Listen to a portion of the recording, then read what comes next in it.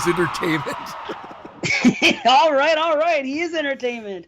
Hello, Haddonfield. Yeah. No. Stop with that. Hello, Haddonfield. Goodbye, Haddonfield. Halloween. Happy Halloween, B. Happy movies. Happy pumpkins. I'm enraged right now. I love that you're enraged. You know what? This is exactly what happened. In the theater, the opening credits slam on after. We'll get into it. I'm not going to go into detail now. And there's 1,000 fucking flaming pumpkins on the screen. And I laughed. And my daughter's like, what? I'm like, that's going to be too many pumpkins for Brandon. What are you talking about? The flaming pumpkins and the bleeding mouth pumpkin were the only good part of the fucking trash movie. Oh, you're crazy, but we will get into it. Yeah, I'm crazy. We'll get into it. Here we go. Crazy. 41 fucking years of the same shit. They should have wrapped it up in 1981. Oh, my Lord. That's right. I want the same shit every fucking movie. I want every Friday the 13th to Well, be you said you want the same shit? Here's the same shit. No, it's not the same. I actually don't think it is the same. Actually, no, you're right. There's absolutely no fucking suspense in this one. They turned this one into a fucking Terminator movie. Michael's the Terminator, Laurie Sarah Connor, and it's a fucking bullshit piece of trash. I will say I can agree with you a little bit of what your statement is, other than all the trash stuff, that there's only like maybe limited scenes that actually are scary, but there were no scary scenes. There was no tension built in it with it. That scene where Lindsay's hiding by the tree and Michael's sort of looking around for her on the bridge, I think is absolutely fantastic. I wanted to go and jump off that bridge. Anyway, we'll get to it later. Why are we talking about it now? Right out of the gate, we come to guns a-blazing. Chris A.K. Scott's like, is there any way that you can release this episode before the other one? Because we actually have another episode that has to hit, that has to be released before this one comes out. This won't come out for another week and change. It's in the can. Okay, good. Right around Halloween time. Maybe what is today's date? The 17th. So I'll just be ready to leave to Vegas. I'm leaving to Vegas on the 26th. So maybe I can listen to this on the plane ride to Vegas. Dave, hi, how are you, buddy? I hope you're enjoying this listen. So that's what I plan on doing. You're talking to yourself for the future? When else can I do it? Yeah. I'm just excited because I'm going to be on a plane headed to Vegas to go see Fish. It's a happy time. It's October. It's Halloween. We got a new movie. I didn't have to pay extra for it. Everything in the world is right. Everything's right in the world, I should say. You know. Wait, you paid for Peacock or do you piggyback? Well, Peacock I already paid for. I paid it for you, Mark. What can I do? I could have watched it on Plex, honestly. I watched it illegally, and I still want my money back. I went Thursday night with my daughter, and we had a great time. There ended up being like 30, 35 people in the theater once the show actually started off. And there was, like, as I put in the chat, well, you didn't see this, Dave, there's one guy up at the top in a Myers mask. Really? Yeah. Oh, that's all. Was he a patron or was he a fucking hired? Yeah, he was a patron. He's a virgin. I walked into a whole theater version of like Canadian patrons. No, he's a. Oh, you mean is he a patron? I thought. Yeah, I meant a customer. Sorry, yeah. You meant a patron of the podcast. I'm like jumping down your throat. I'm jumping down your throat, and then as I'm saying it, I'm like, oh yeah, wait, he's right. Yeah, he was a patron. Yeah, I actually thought it was fucking what's his name? What's his name? Jim from Toronto. It was him. Yeah, Jim from Toronto. Could have been Jim K. Heather said it was her, and she was getting closer and closer. But I turned my phone off, as a good theatrical theater patron should do, and just watch the movie. And we got the Scream teaser, which I watched. We got another teaser that's called The Black Phone. Horrible title, but it's the team behind Sinister, and it looked pretty damn good. Oh, Derrickson? Yeah, I hate the title, though, The Black Phone. What are you shaking your head about there? Because I saw the trailer for The Black Phone. It looks like a big steaming pile of dog shit. I know it's from Stephen King's Son, but it looks like a big steaming pile of crap. There's a ghost teaching a kid karate. Enough said. There's a ghost teaching a kid karate. It's going to be Bitter Brandon for the whole show. Bitter Brandon. I love it. Yeah, that's why we jumped on. You know what? You're getting my honest thoughts at this point. I've watched 10 fucking billion movies over the last few years, and you know what? You're getting my honest opinion now. I'm not sugarcoating. Oh, this was pretty good and a good character. No, Who wants that? Who wants that, B? nobody wants it, and nobody's getting it. Yeah, I don't His know. Okay. attitude, 5 out of 10. My attitude. 5 out of 10. What's my attitude then? 7.7. Okay, I have a okay, feeling okay. Brandon. Again, Brandon, obviously, based on where he's going with it, is going to rate this lower than Resurrection. And honestly, like, he should be booted off the show. Honestly, for that. And then, honestly, it sounds like, all joking aside, I think he has the same feeling I had when I watched Malignant. Like, but don't get me wrong. Online, this is already very divided. I have people said, I liked it. Liked it. I hate it. Boom, boom, boom. Already, boom. Malignant, when I went in, everybody's saying they loved it. I only started seeing a little bit more actual reality hit in after when I started digging a little deeper. And I'm like, going, oh, great. It's not universally loved because all I saw was, I guess, our core group. And the core group loved it, other than Brandon. Brandon said it was all right for Malignant. And I was the one that hated it. And you sound like I feel like you're getting that vibe that if we did a whole thing on Malignant, which I think we only did a quick review, sort of just talked about it briefly, but not an official one. But I would have like shit on that, and that's where Brandon I think is going to be with Halloween Kills. We'll see. Here's my review of Malignant. Horrible wigs, blah. That's it. Good old blah. Nice. Well, Brandon, like I said, we jumped on the show quick because I said, well, what did I say? Miserable Brandon is entertaining or something? What did I say? What the hell? Agitated? Whatever that. I'm mentally spent. I'm tired. Yeah, you wasted all you shot 15 loads into 22 shots. You filled up their cup half full or 3/4 full. Oh. What? I would have died if I was on a 6-hour what- show. That isn't ours. And admittedly, I was looking forward to it. I had only watched 26 films. I probably watched the least amount of everybody on the that were going to be on that show. And so I was prepared. The downfall is our schedule changed at home. It had nothing to do with Halloween Kills because it's all that Thursday night. But the Friday night schedule was brutal. And there's no way. My wife doesn't works till 6:30. So we were going to be fucked.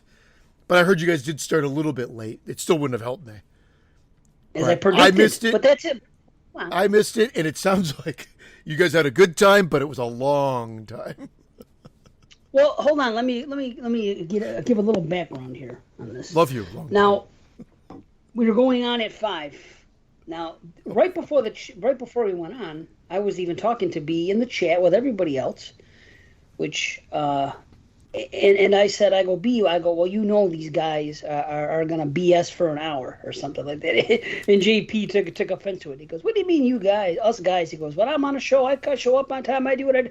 I said, hold on, it's not a knock.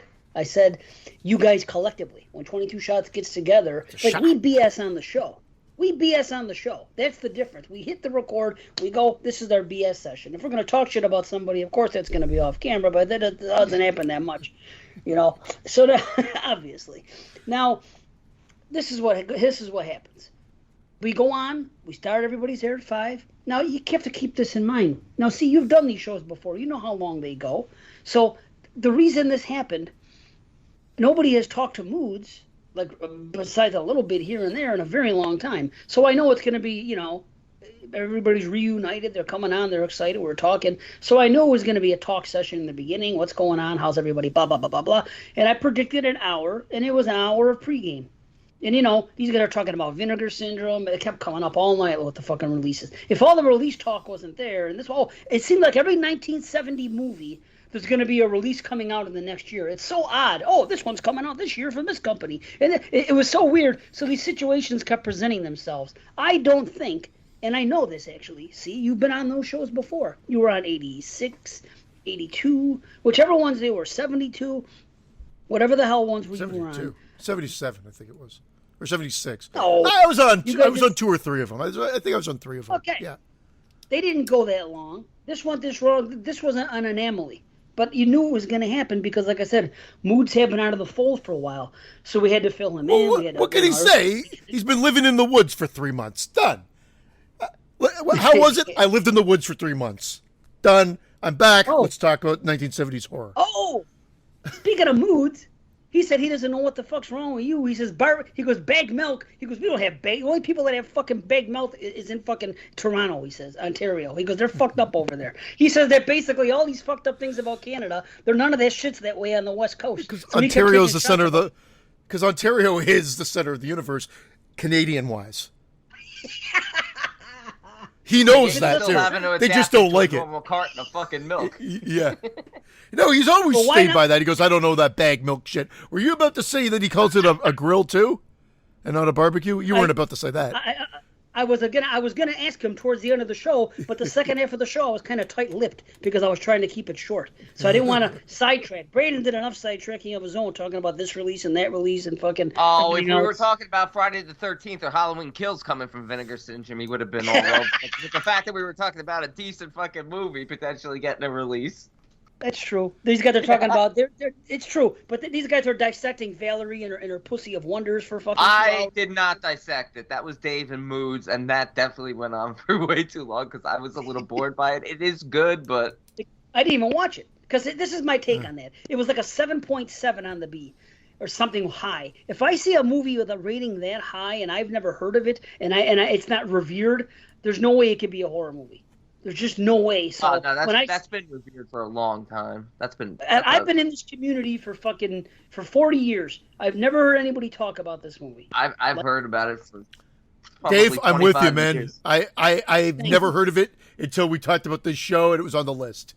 Never heard of it. And I don't even consider myself just a horror It's 'cause fan. you boys I are consider too busy myself a watching Jason cinephile. and Michael. No, I consider myself a You're cinephile. more I of a watch. pedophile than a Oh, cinephile. fuck off.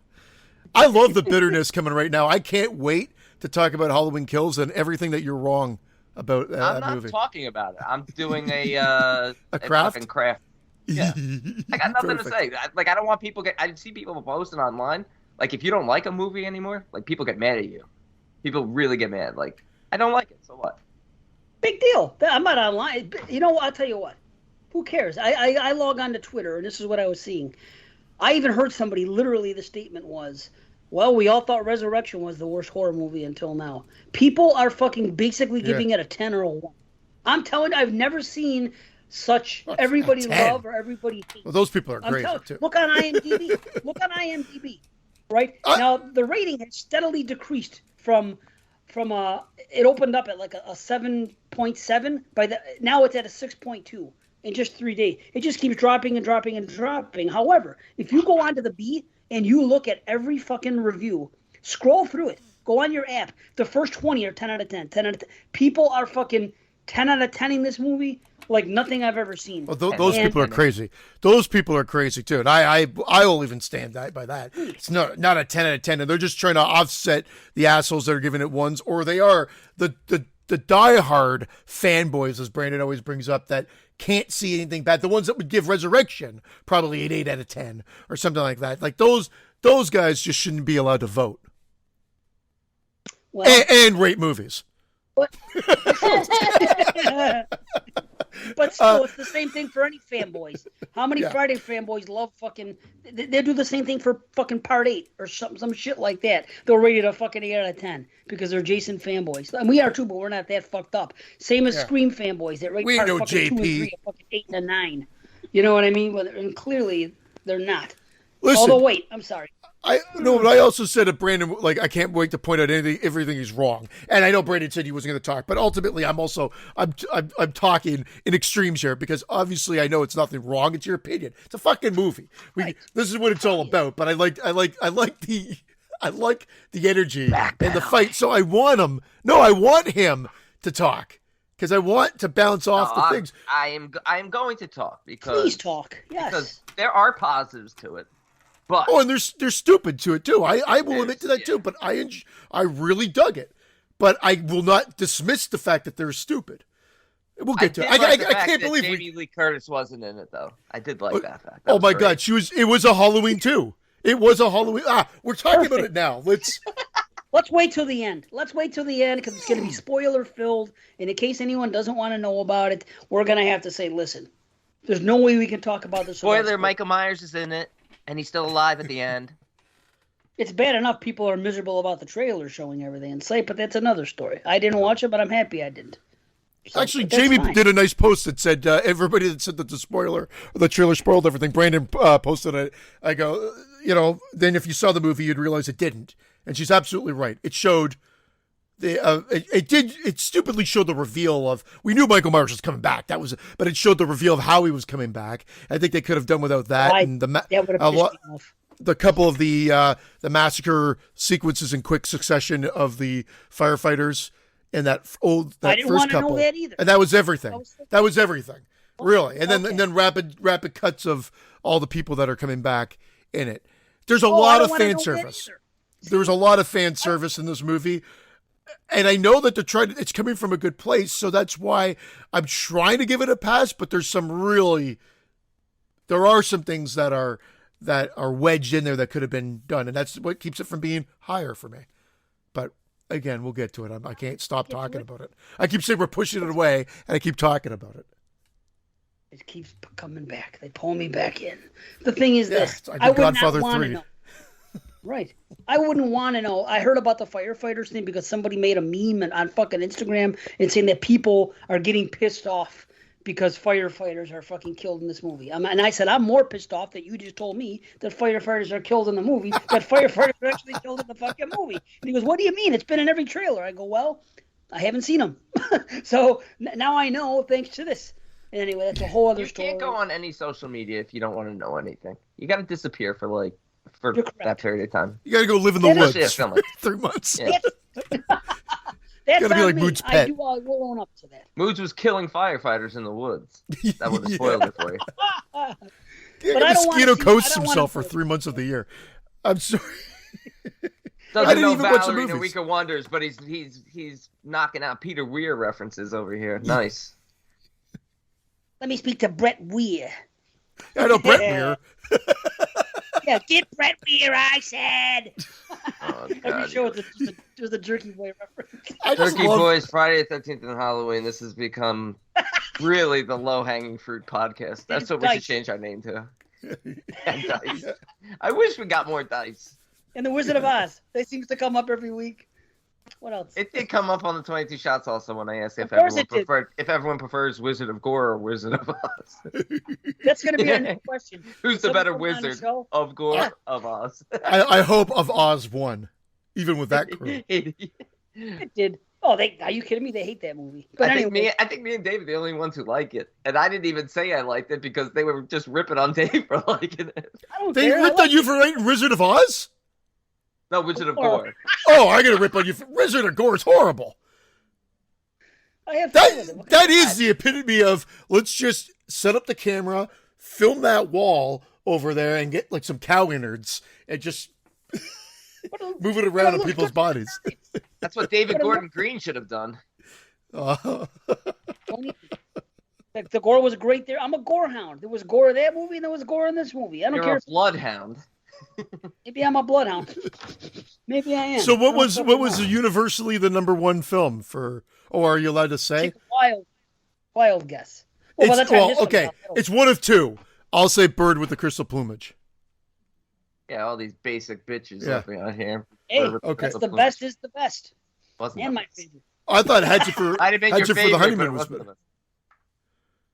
The Was- was honeymooners. a better- What'd you say? Yeah, the honeymooners. I thought the Oh, honeymooners. not- Ralphie! I don't even know if that's the right. Hey, show. not everyone had Hatchet for the honeymoon. What? No. On their top 10? Yeah. I think it only made 3 lists. Wow. I'm really glad I wasn't on the show then.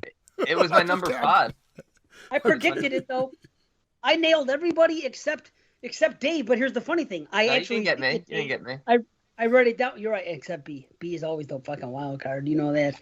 But it's true. I got everybody except B. I got Dave, but I wrote the wrong thing down. And you guys know that for a fact because I said it before live on the show. I go, oh man, I actually wrote down the same thing for Dave that I did for B. But I wanted to do the other way around for Dave. I was just rushing and I put it in and I was like, fuck. But I guessed everybody's one almost and half of the twos. Half of their second. So I was on point with what everybody likes. I'll I'm say that. always the enigma. There's True. a lot of movies that I'm like I watched it, enjoyed it, but I'm like, is that really horror? And they're on they ended up having to be on my list. Other than the Hammer film, I love the Hammer movies. Those Hammer, I could watch those over and over. Yeah, you and like, JP sandwiched your Dracula movies all together. Oh, because they're great.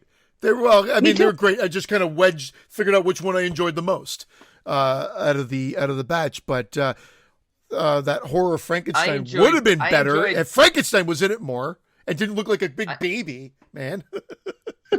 A baby. A baby man and a girly man. I enjoyed burning your list after I read it. Yeah, What's great. That was my favorite part of the show. Actually, I used it as toilet paper, then I burned it. Use it as a. Even though it was on the computer. There were no better films than what was on my list. Like I don't care what the ranking was, but there was no better. Yeah, no, Your list wasn't bad. That goes without saying. No, I know it wasn't. Your top 15 had 8 of my 10.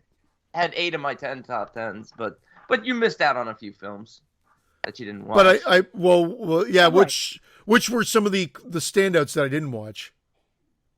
I mean, Witch Hammer was my number 2, but I was the only one who had it on my liked list. it though. I liked it a lot. Jonathan was on people's lists. I never even heard of Jonathan. Dave Parker was blowing it. Yep. Mooch didn't even hear of Jonathan. He watched it just because fucking Dave watched it. Dave was blowing Jonathan? No, Dave was blowing Moods. Moods was blowing Jonathan. And Valerie was watching, thinking, wow, what a week of wonders. Yeah, and I was over there with Girly. Oh, yeah, and Eugenie. And Girly was good. I think that was my number 11 or 12 or something like that. But I like Crescendo. But Crescendo was not like that. Was one of those ones I was like, is this a fucking horror movie? Because it like took forever to get where it's going. But man, I like the location. I like the story. So, dude, but I made the comparison on the show. I made the comparison on the show. I said 1970, strangely enough, is a lot like 2020 and 2021 horror movies, where a lot of them aren't turning into horror into the last act, and we're questioning, is this horror or not? That went away. You know, and it's adult oriented, a lot of it. That went away in the late 70s and the 80s. Everything that was horror was clearly horror for a while. And now we're back into that. It's like it's come full circle. It's that stage again, which is fine. I just thought it was a strange comparison. I was like, man, I feel like I'm watching 2020 movies. I'm like, is this horror? Do I think this is horror or not? You know what I mean? And it's odd. It's not this is horror. It's now, is this horror? Yeah. Right, see? Well, that's why. Don't question it. Yeah, we should have 2 shirts out there. Is this horror? Brandon could wear that one. An arrow sticking pointed right up his fucking mug. Well, as long as we're on the subject of other podcasts that aren't ours, did you guys do that summer series thing or not? I did. See, did you? I didn't. I forgot. I had it listed and I totally forgot to do it. I apologize, guys. My fault. One of these times. Because I even asked the question, but then I put everything out and I forgot to actually reorganize it. Because I was like, oh, it's very easy to pick my favorite out of each 3 for each year. But we were actually supposed to organize all 30 in the ranking, correct? From favorite to the least favorite. Yeah. We'll save it for a BS show. That's just fine. The next one is the next show a BS show? I don't even know if it is or not. The fact that he didn't do it is BS. And let me close my file now. Oh, hey, look at him. What are you gonna do? What are you gonna do? I don't know. Oh, we'll do it next time. What the hell? Let me think. Hightail it out of here. And we hightailed it back to Mexico. Yeah, hightail it out. So, well, that's cool then. Well, that we're straight then. So B. You're mad at C because he didn't make the 22 shot show. And it was the only reason I wanted to do it. No offense, Dave. I was excited because of him. Yeah. I had fun. Look, my body. The only time I ever physically felt sick after podcasting was the first show we ever did, and that's because I've never sat on a computer for, I don't know what our first show was, let's say 5 hours we were on. I've never sat in front of a computer for 5 hours, like kind of hunched over in front of a mic. So when I got off that first time, I had a headache. My back was hurting. I went to bed and I was just like, I feel like I've been beaten. I got that feeling. Friday night when I went to bed, or Saturday morning when I Imagine got how to these bed. other guys feel. Imagine they do it 6 days a week. Well, they must. It's like building muscles. They must be like fucking the Arnold Schwarzeneggers of podcasting. Because I went to bed like 1 o'clock in the morning, and I'm laying there. I'm like, I feel like I have AIDS, full blown feline AIDS. Like I felt like I was dying. Wow, man, that sucks. Well, I try to sit up straight like this, and then when I know. talk, I can't. try to do it in between talking, but then like my mic's like right here, right down here, right here. It's a lot of up and down. So you're going, Yeah. the whole show. Yeah. Well, that's okay. And B, you're upset. C's not going to come back for the next one apparently. So, but I want to see on the show. I want him on the show too. But what can you? I don't want to make a guy do what he doesn't want to do. I'm not podcasting for 6 hours. I'm just not, unless it's our show and it's a specialty show. The last time we did that, like it was crazy, and I will lose my mind if I feel like I'm trapped. I just know me. I'm guesting on the Cut to the Chase this week. I got fucking Casper, and then other than that, I don't think I'm gonna. And then Derek reached out to me. Yes. I don't know when we're supposed to do it to talk about Blowout, Brian De Palma's Blowout. After that, no more guesting. I think I'm done. I'm getting podcasted out. So well, people know better than to ask me. I'm not guesting. I will not guest unless it's 22 shots. Oh, I volunteered. I volunteered for. I just ended up getting the kids' really movies. But I really want to talk about Blow Up. But I just don't know the date yet for that, or if it's still happening. That's all they watch is fucking kids' movies. Well, because I get the thing all the time in my feed: cartoon commentary, this, that, a Simpson, a fucking Ghost, Casper, fucking Scooby Doo. Who fucking knows of these people? By all means, watch what you want to watch. I just don't care to listen to it on a podcast. But that's me. It's so be it. Podcast about Scooby Doo.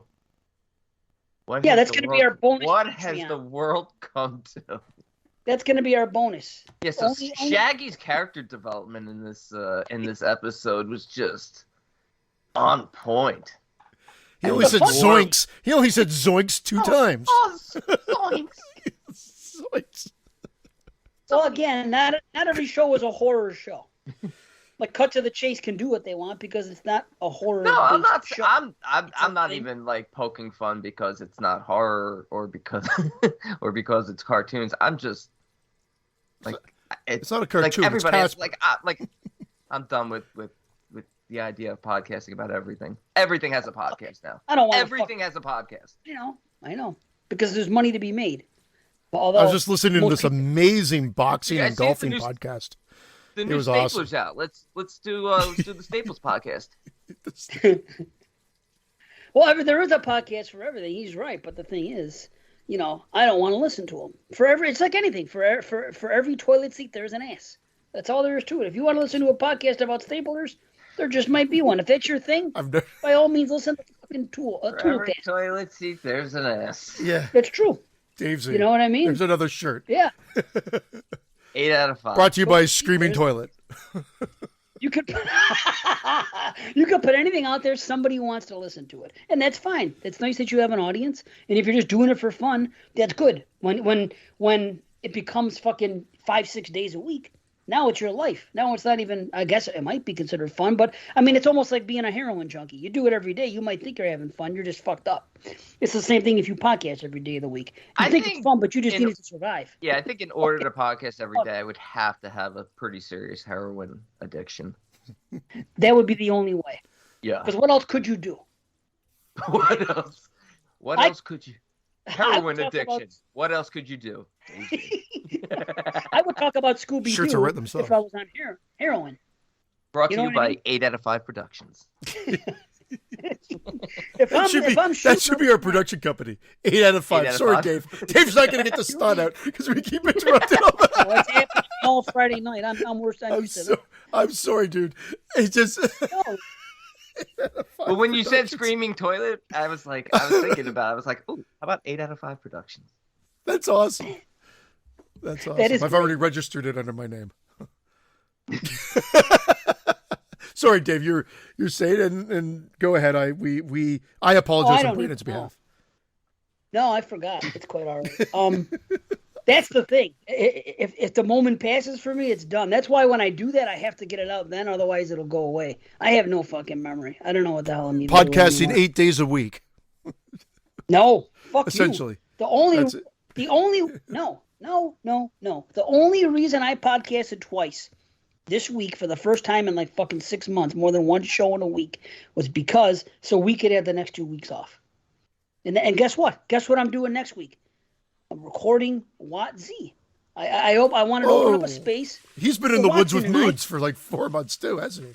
He's smart. He knows what the fuck. He's another guy. I thought I had him. I thought he was gonna leave Facebook too. Well, that's my new movement now. Before it was the trailer thing. Now my new movement is everybody leave Facebook, and I'm getting a little bit on that. People are more and more people are coming around. Not it's growing slowly. But You it's hear that, growing. Daisy Nation? Get the fuck off Facebook. That's right. Everyone listening, even if I could save one person from that fucking cesspool, I'll be happy. I can save one person. Just one. I'll be happy to know if someone texts me and says, "Hey, Dave, thank you. I didn't know it was going to be this easy. At first I thought, but now I don't miss it at all. And my life is so much better. I'm not looking at my phone 47 times a You day. need to rescue Jim. You need to rescue Jim K from these horrible movie marathons he does. I don't know how he does it. He's doing What the is it, shark one now. all shark movies Oh. for October? Oh my god. Every Is that what he day. did? Yeah, and it's Yeah, but like Raiders of scraping the Lost bottom of the Shark, barrel. Shark Raiders. Exorcist. I would never watch a movie with shark in the title. Raiders of the Lost Shark. That's such a great title. Man, I would never watch that film ever. But at least he's not podcasting about it. No, that's Imagine if he true. was a podcaster every day. Even if you two had starring Only one roles in day's Raiders of the horror. Lost Shark, I still wouldn't watch it. I'm sorry. That's how much I can't watch a movie called Raiders of the Lost Shark. Be like, oh, David Christian are the stars of it. It's making them wildly popular and successful. Good for them. In Like, the dumpster. And then, this is not a slight on Jim, but other than Jim K, is anybody watching these movies?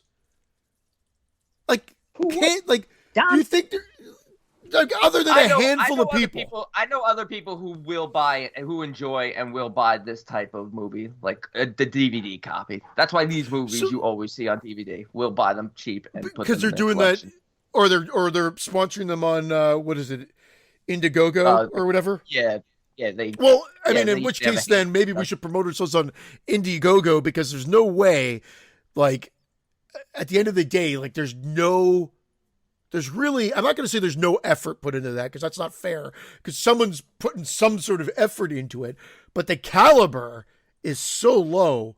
I can't believe they get people that sponsor them. Belinda Carlisle just opened one on Indiegogos. Brilliant. Yeah. Buddy. Yeah, that's what I wanted. See, No, because I thought the same thing. What, When the he started Indiegogos? talking about Indiegogos, I was going to say, We Got the Beat should be their theme song on the fucking You website. know, I was thinking that song in my head too when he said it. See? That's That's weird. funny. We can't do Indiegogo because then we'd be double dipping. Patreon money going towards the movie and Indiegogo. Because that's what people were complaining about, Well, people that were against our move. And they were why like, why did don't you we just do an just do Indiegogo? I'm like, True, Yeah, but then, yeah, No one- but then they, Patrons are those pretty people didn't join. Those people didn't join. So, like, you I go. mean, let's do it. like, yeah. How you Hey, going to for spread you the guys word? that didn't join, there you go. At the end of the day, I've already told Brandon this. Heather knows it too. You guys can deal with that part. I've done enough setup. That's the Indiegogo? stuff I hate doing. I'll make the promo video for it. I'll do everything else, but I'm tired of setting everything up. I don't like Oh, you doing gotta that just stuff. ask me. I like setting things up for a Oh, movie. Are you kidding set me? it up. Set it up. Same thing with the script. I could write a script, or you could send things over to me. I can collaborate. Believe me, It's- I'm all about that shit. Well, that's Jump what on it, it, man. You know, I stupidly said the only reason is like I said I was going to try to write this first draft out, get it to you guys. It's slowly coming along. There's been more to it. I'm happy. I felt like I got stuck kind of at one part and I got over that hump, and I feel like it's coming what along. hump? Yeah. I wrote a conversation the other day. I wrote a legitimate conversation. It's actually comedy. There's jokes in it. But it's like a conversation between like four teenagers that they would have or something. But it's making fun. It's a little comedy in it. But I could sit down and write for fucking half an hour about a conversation between three characters. You know what I mean? And do that and then say, okay, I'll use this for something someday, or so. That's the kind of shit I'll do. I'll write dialogue. I just don't know how to write a script or a screenplay, and it's always bothered me. And it's like compared to like writing a book, I could sit down and write a book, but I mean, to write a script, I haven't seen enough scripts to understand the fine points of it, which is Or the somebody enters the room. This is the character's name, colon next to it, and this is what they say, and then this. I get a little confused at that. They have software for that.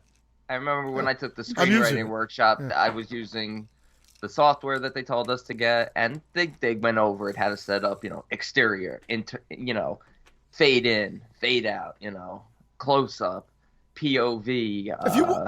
If you don't want me to wait till the end, I can send you what I've got right now. I've got the first 26 pages, I think, done now of the script, and like you guys can throw in your points and whatnot, because I was thinking I'd get the whole thing out, but I also thought I'd get the whole thing out a lot sooner than this. I thought it'd be done over the summer, and we could fine tune it, throughout the winter and have it ready to go for next year.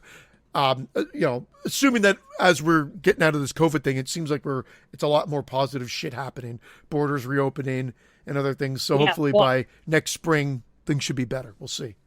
Yeah, if we can get over the fucking border without spending fucking $5,000. That's the thing. Yeah, but I feel like it's getting there.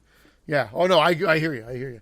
But and there's no way I could steal that. There's no way I could fucking steal that. Like it's not as easy as stealing fucking Halloween Kills fucking movie. I got Peacock. Oh, come on right over, sir. I subscribed to Peacock. Oh, head right to Toronto. I heard it's easier to come over the border if you have COVID. Then yeah, I heard that if you have COVID, you don't have to take the test or something. You already have COVID, so you can come in. I don't know. Maybe I'm getting misinformed. Something about. COVID, please come into our country. Yeah. Hopefully that's Canadians going to the U.S. Is it the same as when you take a cigarette, you throw it under some gasoline, and it doesn't burn? Yeah, from the fire chief, from the fire police, the guy that got killed on Halloween Kills. Yeah, that's where I heard it from. No. Fucking. Okay, if you have COVID, that means you don't have to pay for a COVID test because you already have it. So it's cheaper to have COVID to get over the border, apparently. Uh-oh. I think Dave's trying to hint at that he'd rather have COVID than pay for all these tests. Not have it, but I'm saying people are talking about, I don't know if this is true. I've just heard it mentioned in passing. I don't know if it was the radio or a conversation with some fucking people at work. But I remember hearing that it's actually cheaper. You'll save money if you have COVID. Somehow if you have COVID, you can get over the border without having to get the test because you already have it. But I don't know how that works. Crazy. That sounds crazy. Maybe towards the end of COVID or something. I don't get it. It doesn't. What do you mean? Like when you're on a ventilator towards the end? When they're about to pull the plug? Yeah. Get me back to Canada. I didn't see it. I heard somebody say this. Maybe it was a joke. But I was like, they were talking about finding a fucking shitty way to get over the border without paying or something like that, without having to pay for the COVID test. And then I think a guy said, well, I guess if you have COVID, you don't need the test. It might have just been the morning radio guys just making a joke, and I just popped in my head. Jerky Boys routine. Yeah. No, it was morning radio. It was some shit. I wish we could just do morning radio too. How great would that be? Fucking on the commute, have us three talking on the. Yeah, the people commute to work. You know what I mean? They can listen to us talk about other things that aren't even. What's the traffic like? We don't fucking know. We don't have a traffic helicopter. We're podcasters. Yeah. They talked about like the top 50 candies, Halloween candies the other day ranked, and they had them all. They had a thing the other day about the top the top 20 cookies that were voted on these websites, and they talk about all this crazy shit. I could totally do that. You know what the number one cookie voted for? Take a wild guess. Oreo. The number one cookie. Oreo. Like brand or type? No, regular Oreo. Chocolate chip. He said, no, I don't. I'm sorry. No, brand and things like that. Sorry, I apologize. So Brandon was right? No, I didn't say that. I said we have his answer. What do you think, C? Oh, Mr. Christie. Is it Mrs. Christie or Mr. Christie? Steve Christie. Or Steve Christie. Yeah. Why do you guys always have to fucking talk about Friday? Even when you're talking about a fucking cookie, you bring it to Friday. Mrs. Christie, Rocky you Road. may go. Chocolate chip, Mr. Christie. Chocolate chip. You're Famous both Amos? Actually, here's the fucked up part. It's Oreo, but it's not regular Oreo. It's the golden ones, apparently. The golden shower ones, yeah. Isn't that weird? That is weird. The golden ones are the vanilla ones. Yeah. It was voted #1 cookie. Like, I should look at the top 10. Now we're going to become the radio show. Oh, But my God. I was like, isn't that crazy? What do you think the #1 rated candy, Halloween candy was? Reese's. Okay. Reese's. Okay. Reese's what? There's many Reese's. Peanut butter cups. Okay, see? Well, so the #1 candy? My God. Yes. Can't be Reese's peanut Vote butter cups. the 'Cause Halloween too many fucking candy. assholes are allergic to peanut butter nowadays. When the fuck did that happen? All of a sudden, everybody can't touch peanut butter. And if you have a peanut butter allergy, if you attack them with like a sandwich, is that assault with a deadly weapon? Dude, if I had a peanut allergy and I swelled up every time I was around a peanut, I would have peanut butter on my cock. My cock would be my cock would be 18 inches long and about 36 inches wide. And the dogs would love you. And the dogs would love me. I'd be on the floor gasping for air, but I'd have a massive dong. Fuck me quick! Fuck me quick! And an EpiPen me at the end. Like it would be like a Pulp Fiction. You pop up. Oh, that's great. Happy. Peanut butter on his cock. Is it Kit In the Kat? balls. Sorry. Yeah, you've already asked. You've I already know, asked. but I think it's Kit Kats now. I'm waiting for C's answer. Oh, Coffee Crisp? This fucking What? guy. What? This, What do you he's live in, can't- 1938? How do you like your coffee? Hey, happy Halloween, here's a coffee, Chris. What are you talking about? What the talking fuck about? are you talking about? What are you talking about? I'm talking about like the most popular Halloween candy. It's got to be either like Smarties. a Kit Kat, a Reese's, a Snickers. Oh, because Butterfield. this is American though. This is the problem. It's fucking American. Barb. Reese's Pieces. To fucking appease all the fucking Alabamians. It could be M&M's. It could be anything. But Did you I'm say going- Barbs? See, what did you say? Reese's Smarties? Pieces. No, before that. Smarties. You said Smarties. Smarties. What is it? Oh, Smarties. Oh, fuck Smarties, yeah. Smarties. When No, you eat your Smarties, do you eat the red ones last? They're fucking junk. But could I? It's nothing against. He's talking Canadian about the candy. good Smarties. They're not good. They're not good. No Smarties are really that good. Smarties, if you want a Canadian candy, you cannot beat the fucking what's that? The Arrow bar? No, what's the original one? The one that they make. What's that bar? What is it? See? Sorry, guys, I got to do something here for a sec. I apologize. Okay. I'll Google it for you. Let's see. What is that bar? I want to say it's no. I think the Arrow bar is the ripoff that came to the States. It's called oh geez, X Hamster. I forgot to close this last night. Hold on. See, I got the private and I got the regular. You know what I'm Fucking saying? Richard Gere over here watching X Hamster. Okay, hold on. What's that Canadian bar with the air in it? Okay, hold on. Chocolate bar with air bubbles. Oh, it's fucking incredible. Hold on. Yeah, it is the Aero bar. AERO. That is the fucking. Every time I would go to Canada, I would have to get that Aero bar. Oh, fucking Aero neat. bar, like Aerosmith. AERO. Yeah. There was a ripoff. There it is. 10 Canadian chocolate bars you won't find south of the border. South of the border, where the tuna fish play. Okay. Let's see. Crunchy, Coffee Crisp, Wonder Bar, Crispy Crunch, Aero, Malta Sears, originally sold as energy balls for weight-conscious women. Wow, okay. Mr. Big, Glossette, and Smarties. Yeah. See, Smarties, they're like, what do you call it? They're like M&M's, but not as good. That's what Smarties are. Yeah. I think there's another one I missed. Crunchy, Caramilk. Caramilk is fucking solid. That's good shit there. But yeah, What's the number one fucking candy? you were right. Reese's Peanut Butter Cups. Of course I was right. Not Mr. Coffee Crisp over here. Coffee Crisp. I hate you more than Malignant. I love you slightly better than Halloween Kills. Oh, come on, see the Arrow Bar. I know you know that fucking thing. Yeah, It's great. yeah, isn't we it? have them upstairs. We have them with fucking coffee crisp and Kit Kats and shit. So fuck both of yous. Get Arrow some peanut Bar. butter cups. Oh, I just said that Smarties aren't that good. They're like a knockoff M&M. They're not really good to me. That's I'm all not I'm a saying. lover of M&Ms, except the peanut ones. Like Caramilk is great. And fucking As a Caramilk's kid, I okay. loved caramel. Yeah. oh, Okay. dude, but Arrow Bar is fucking the tits. Every time I go to Canada, I had to go get an Arrow Bar. Tits. Oh, They should have a chocolate bar called the Tits. Yeah. yeah, THETITS, like one word, so you can get Yeah. away with it. The tits. Yeah. The Can I have a Thetits? People call it Thetits, you know? That's what we should do. Our own bar. Should we take it from the top again? Please. God, for help me. What can I say? I Oh, was look trying at to. it. Aw. What? What? Oh, boy. Oh. I hit my microphone like C does. I was Chris, trying to You, find- you missed it on Friday. Dave got upset because his whole microphone thing collapsed, and he was doing fucking engineering and screwing stuff in. And I forgot to mute it, and I was They must have loved About that. that. Yeah. you know, they just laughed at it. Oh, fuck.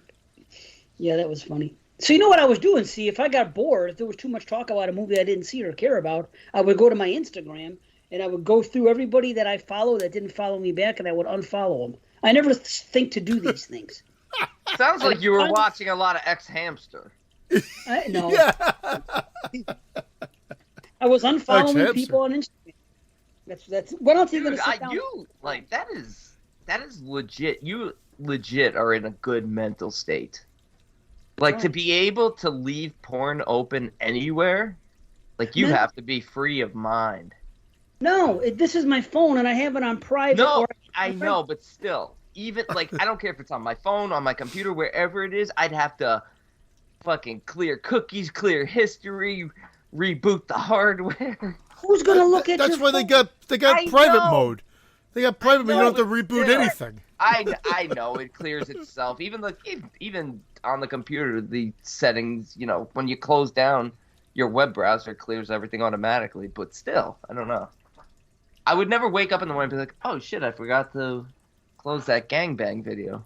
Well, you know what happened? Now hold on. The only reason this happened is because I had to get rid of the phone in a hurry, and I was in that mode. of Get rid of- the phone. Well, that's what happened. That's why, and it was at bedtime. So what happened was I came upstairs.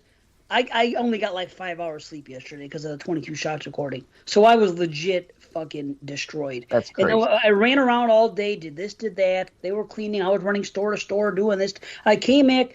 Then I cooked some elk on the grill. I had some fucking elk that my father caught, my Elk? stepfather. We have Elk. moods for Yeah, the he summer. actually- Yeah, what the- yeah, it's rare to get. I've never had it before. He goes, but where he hunts, they happened to bring in a few elk. They had some, and they brought them in. They said, "Hey guys, if you want to go elk hunting, it's the same price as deer. There was an overabundance, and they brought some to this area."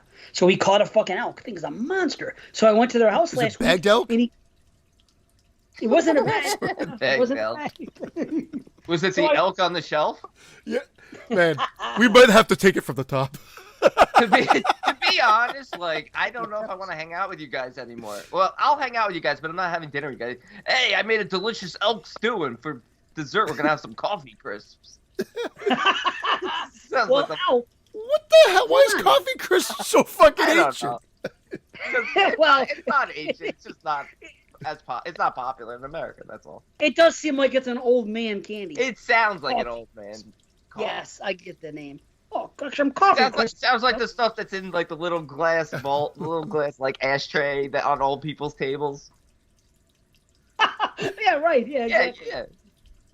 Got some coffee, Chris. for Have you. a coffee, Chris. These have been sitting here for 37 years. It's still as fresh the day they were produced. Oh, it's a wafer, right? It's like a wafer coffee crisp, Yeah. right? Yeah, I've had it. Oh my lord. Is it like a Eucharist wafer? No.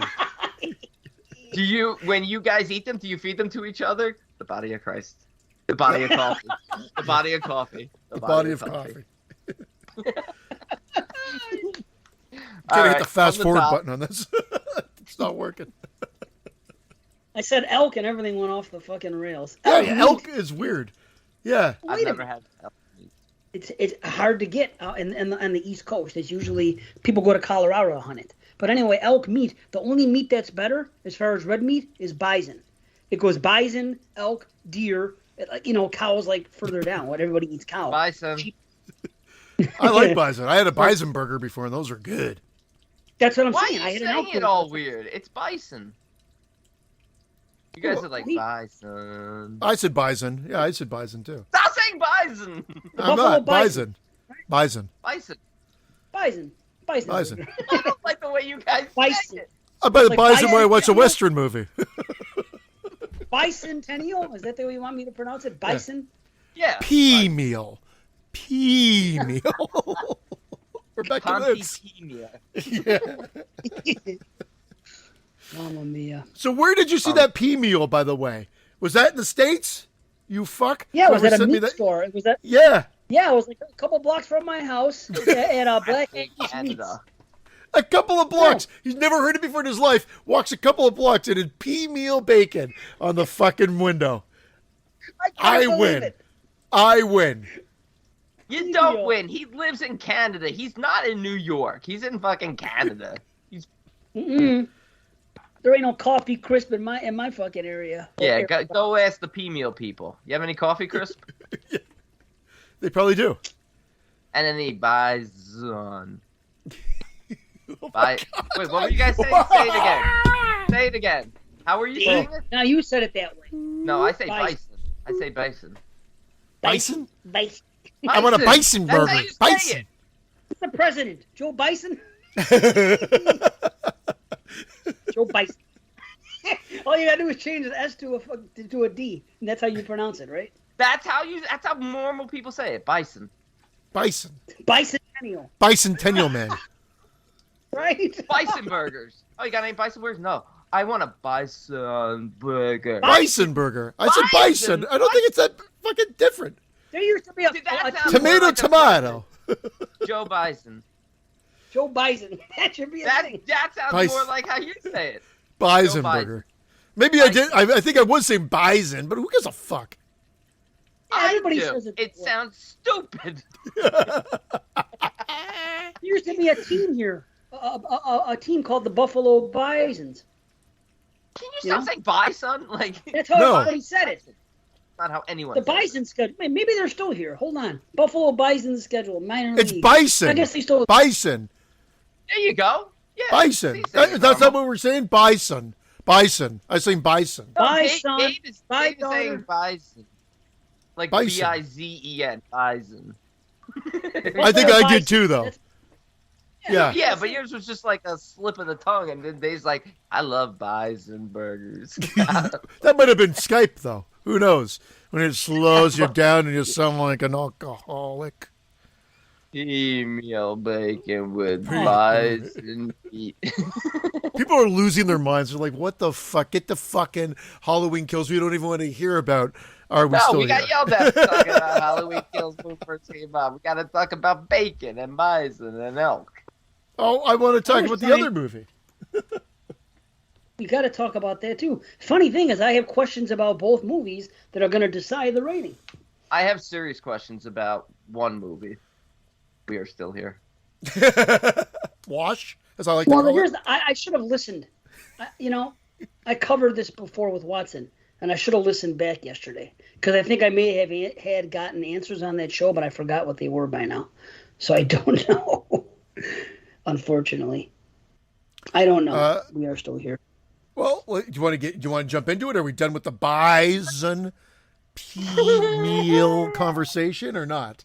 Oh my god. Sure, why not? Why not? What else we got? Nothing. Sorry, listeners. This is we're gonna episode have to start- 159, right? 9. And Yeah, did we even start with that, or did we jump right into Oh. our hate for Halloween Kills? Brandon's hate. That's now like affecting me already. Honestly, it's really not even hate. It's just indifference at this point. I don't have time to hate anymore. I hate so many things that Halloween Kills is really, really not even scraping near the top. A movie can't anger me. People's actions can anger me. You know? Yeah, I think Right. that's what gets me more than anything when I'm like, man, I was really disappointed. Then I go online like, Michael does it again, and I'm just like, hey, See? I wish an atomic bomb would go off. Yeah, how about you stay off Facebook and then you won't have those feelings? It's true. Did you ever think of It's that? true. You Dave, know Dave what? might be able to save you. Be your mind. You know what? Never Moods. If you happen to be listening, I'm going elk hunting with you for 3 months. I might have to leave my boy behind. Bye, son. Oh my God. Bye, son. Bye, son. Fucker. What was I? Now the reason we're doing "Wish You Were Here" every fucking time I say. By Pink Floyd. Just two Right. lost souls. Swimming in a fishbowl. Year Year after after year. year. I do Okay. like Pink Floyd. Oh, I Yeah. love. Comfortably Numb might be one of the best songs ever.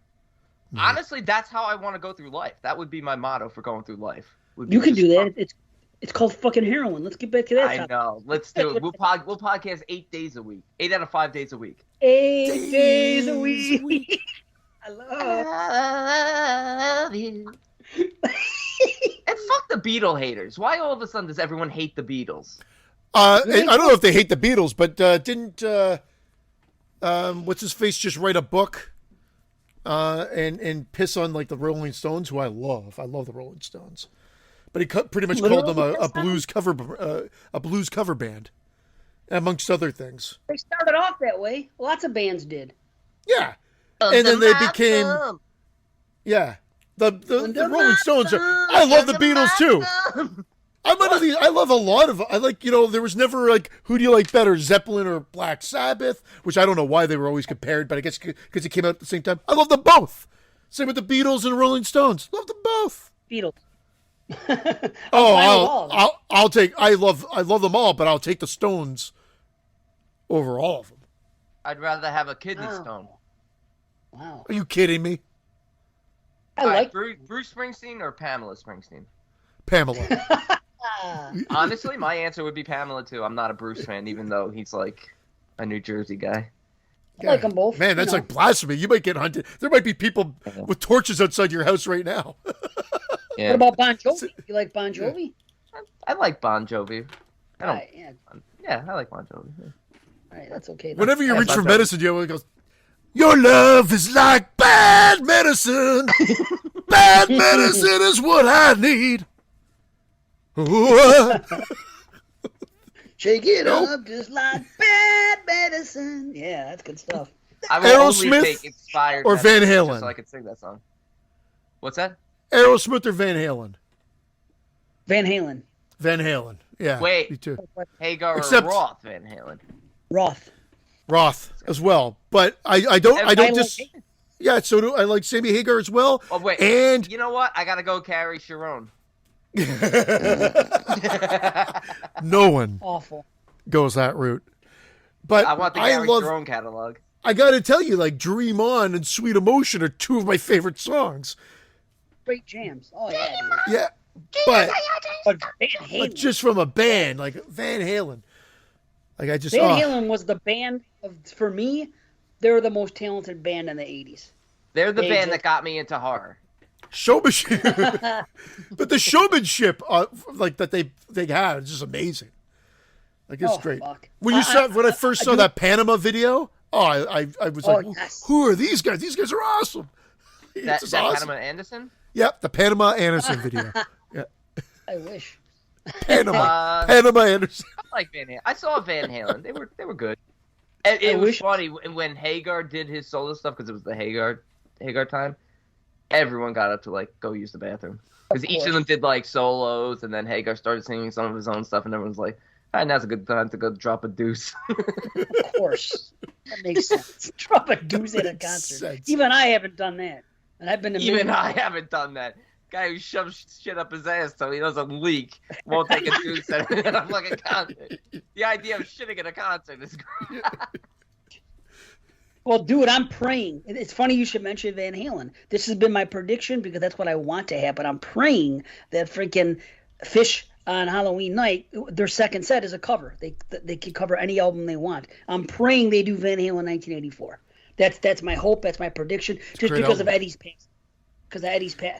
And they could do it. They're one of the few bands that have a guitarist and a drummer that have just as much talent in their band. They could pull it off. So I was like, man, please do 1984.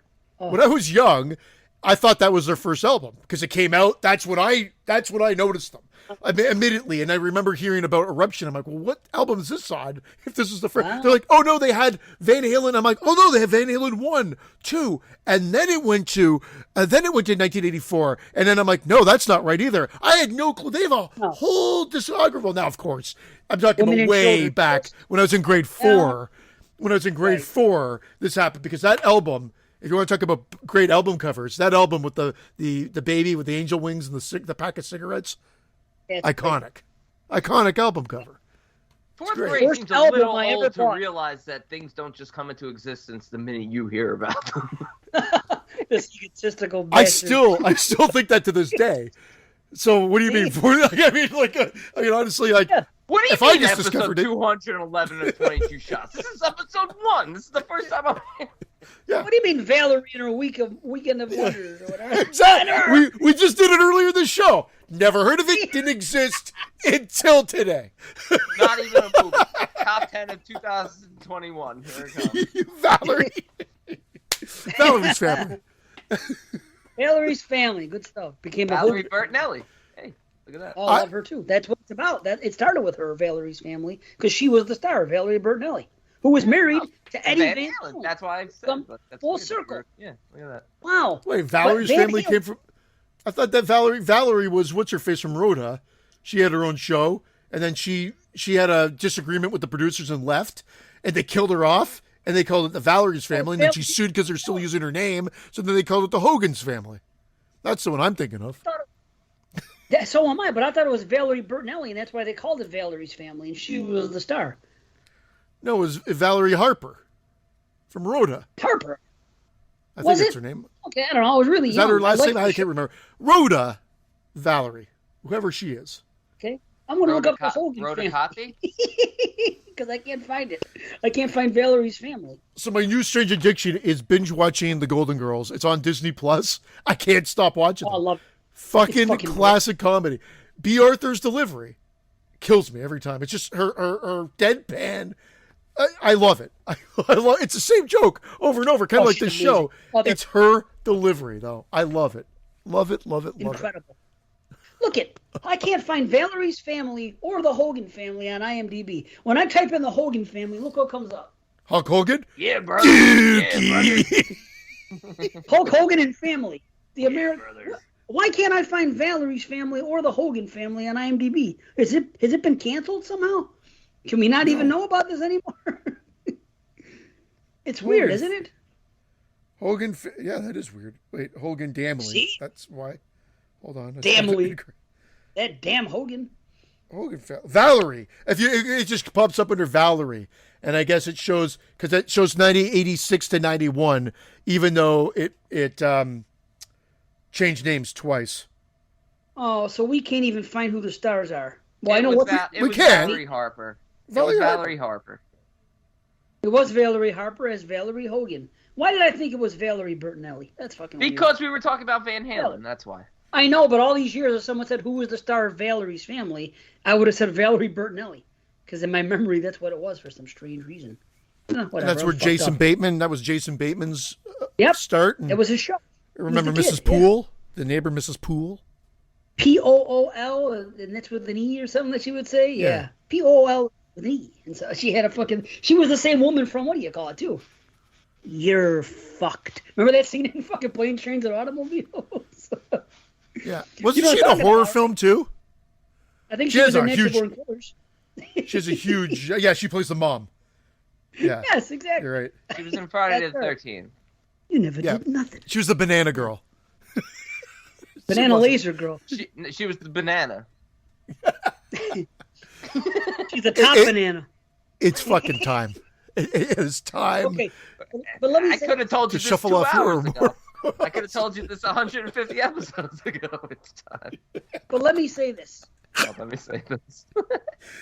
The very first album I ever bought was Van Halen 1984, record album LP long play. Do you guys remember the first? Well, B, you were probably too young. No, I remember. I remember. I remember the band. I'm just looking up. That you bought with your own Yeah. money? Because it blurs with me, man. Because I think, honestly, I think mine might be Sesame Street Fever. And I'm like, C is for cookie was good enough for me. Ah, C is for... It has Grover at the front looking like he's at Saturday Night Live. I'll put the cover on here Yes. if I remember. I had a lot of kids. I had that. records. I get. I had mini pops, but like, I mean, from like, because my parents had Simon and Garfunkel, the Beatles, Jim Croce. I was a huge Jim Croce fan. I'm not a country music fan, but he's like a folk singer. I differentiated it because again, it's a guitar and a voice. And Does he man, got do a I name? love Jim Croce. Yeah, Does he got Croce, Jim. Are you gonna get mad because he pronounced it Croce and not Croce? B? It is Croce, but it's fine. This guy's fucking crocheting a massive doily for the couch. Jim likes to crochet. Yeah. That's what she was in. I knew it was a horror movie. I gotta go back. More time in a bottle to give you fucking diction lessons. Diction, like she was in fucking Like Carrie. How could I forget it? Mrs. Poole was in Carrie. That was a horror movie she was in that I was thinking about. She was the teenager. Oh, yeah, You that's can't right. She miss was her. the Yeah, girl. yeah. I think we talked about when we did Carrie. We said that's Mrs. Poole. Anyway, I knew it was killing me. Oh, here it was. Welcome to Wherever You Are by INXS. Jim Croce. Yes, okay. Jim Croce, yes. Welcome to Wherever You Are. I remember it had these. Right on. That's great. No, but B or C, I don't mean a kid's record. I mean a rock and Okay. roll record, a music that you chose to say, hey, whatever, I'm listening to the radio and I like this band enough to buy their album. That's what I don't mean kids shit. But there was a couple of times, like I had a couple of things, because I had like Pac-Man fever. I also had the Thompson Twins. And So Thompson then Twins, I'll get your answer. Thompson Twins was one of them. 84. Hold me now, Yeah. That was your album? doctor, You had the whole- doctor. Yep, I had that whole album. But then I also got 1984. It was one of the first, and close after that. Well, not close after that. 1985. Yeah, 19. Falco. I'm trying to Or think of Rock Me Amadeus. Sorry. ACD. Back in like Black. Back in Black was the other one. Oh, yeah, 1980. Nice. Awesome. Yeah, Thompson yeah. Twins, I was right. 1984, Into the Gap. Isn't it weird how my memory goes to fucking... They were Those huge albums? at the time, and then they came up with Liars or something like that, and then they kind of just dissipated. They just.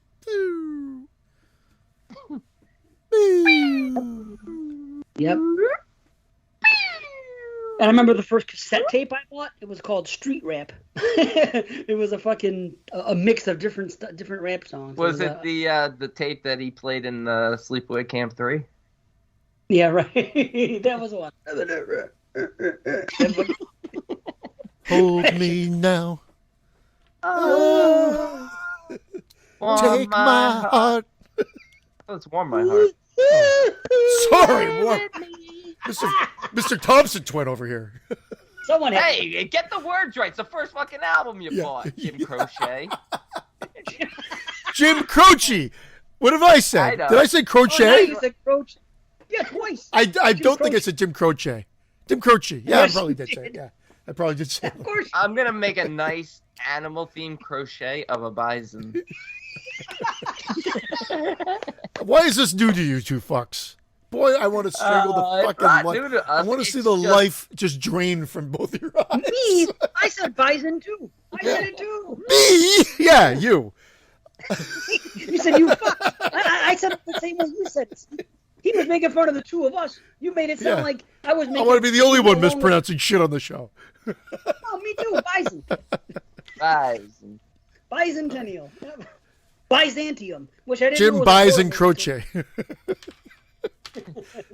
That's what his friends called him. Can we, Well, there you can we go. review What a was fucking movie? Let's review Wash. All right. What's that? Let's review Come on, Wash. Wow, oh my God! Holy, stop what you're doing. Stop what you're fucking doing. Look. Yeah. Look at my notes. Yeah, Wash. Yeah, Wash. I never It's thought good. about it till yesterday because the way It's the way they credits did the say it, title. I was like, Exactly. yes. Holy fuck. And I never realized it till now, and you just said it. That's just ridiculous. Wow. Wash.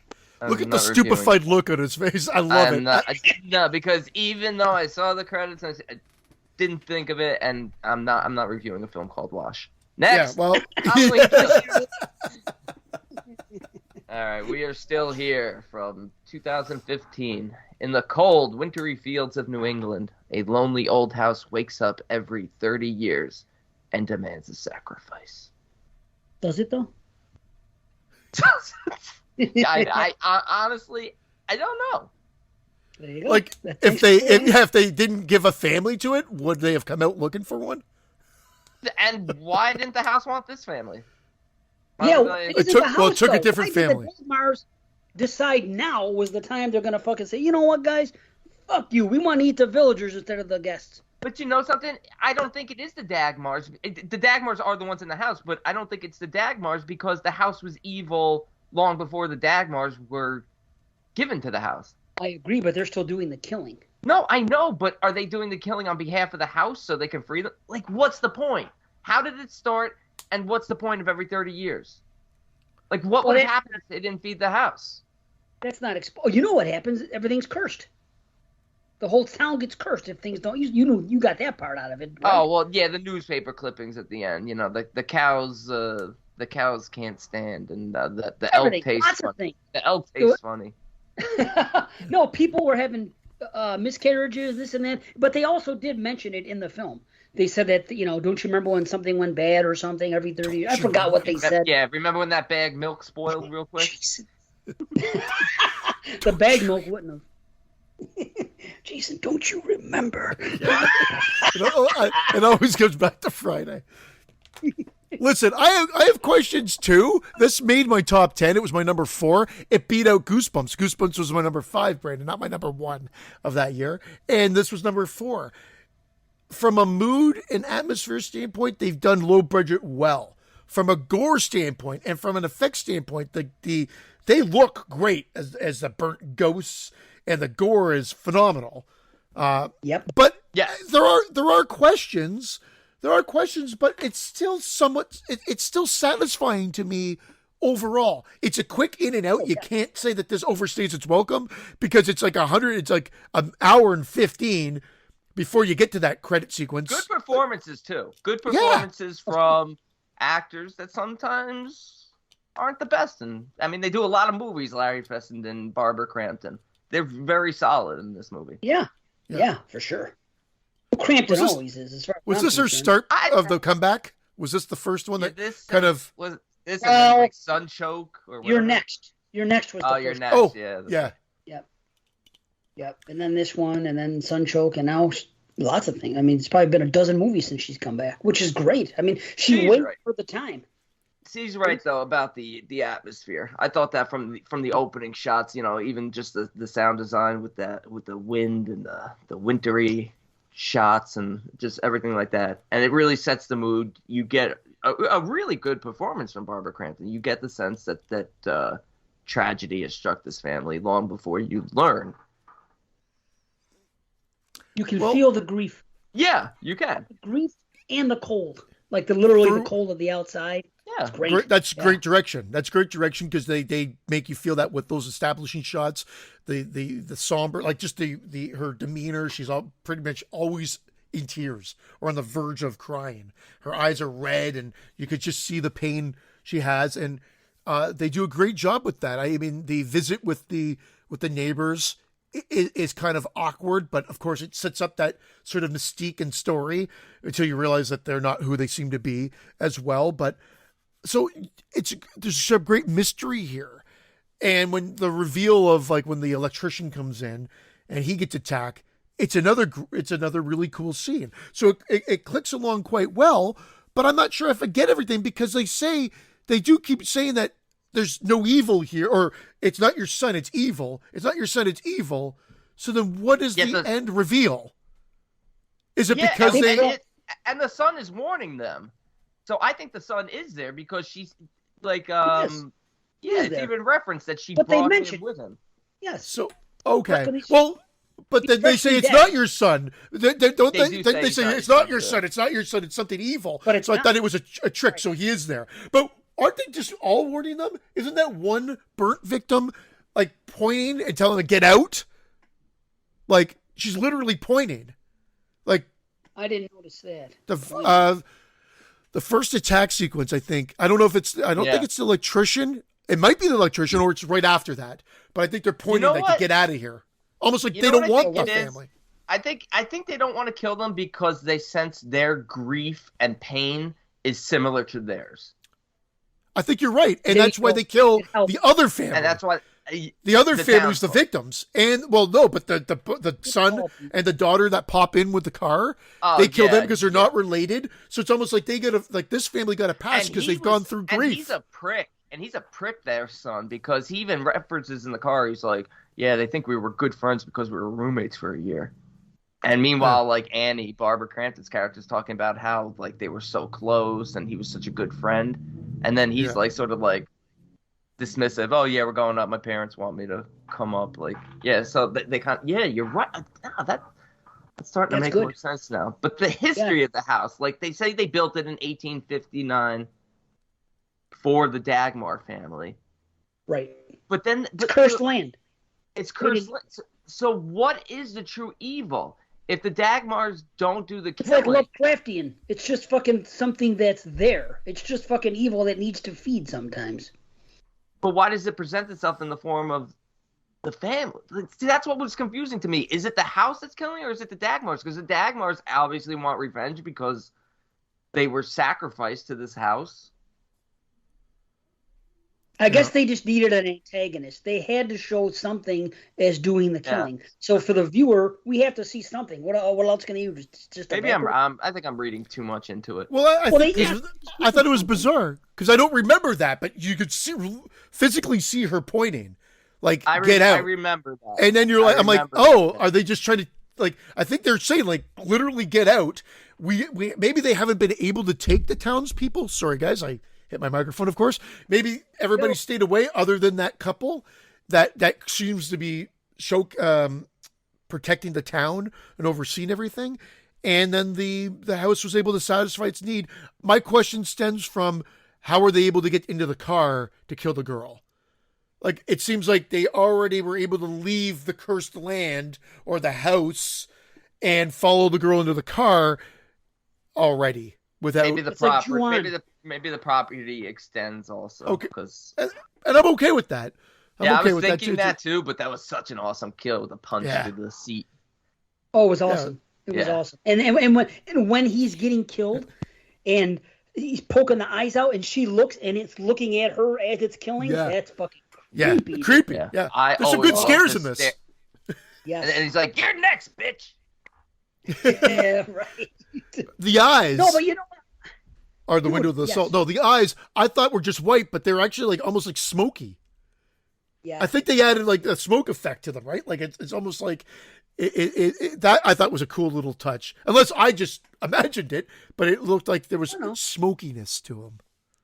There's lots of nods in this movie, Smoky and to nods. me, that the look of them, they reminded me of the guys in the fog at the end when they show up, the fucking with the eyes that glow and how they're dark like that. There were tons of nods. I've heard people say that this is a love story to Fulci, and I will say that a lot of love story. What you know what I mean? Love Whatever. note. I love. Love note. Oh, A love Fulci. note to Fulci.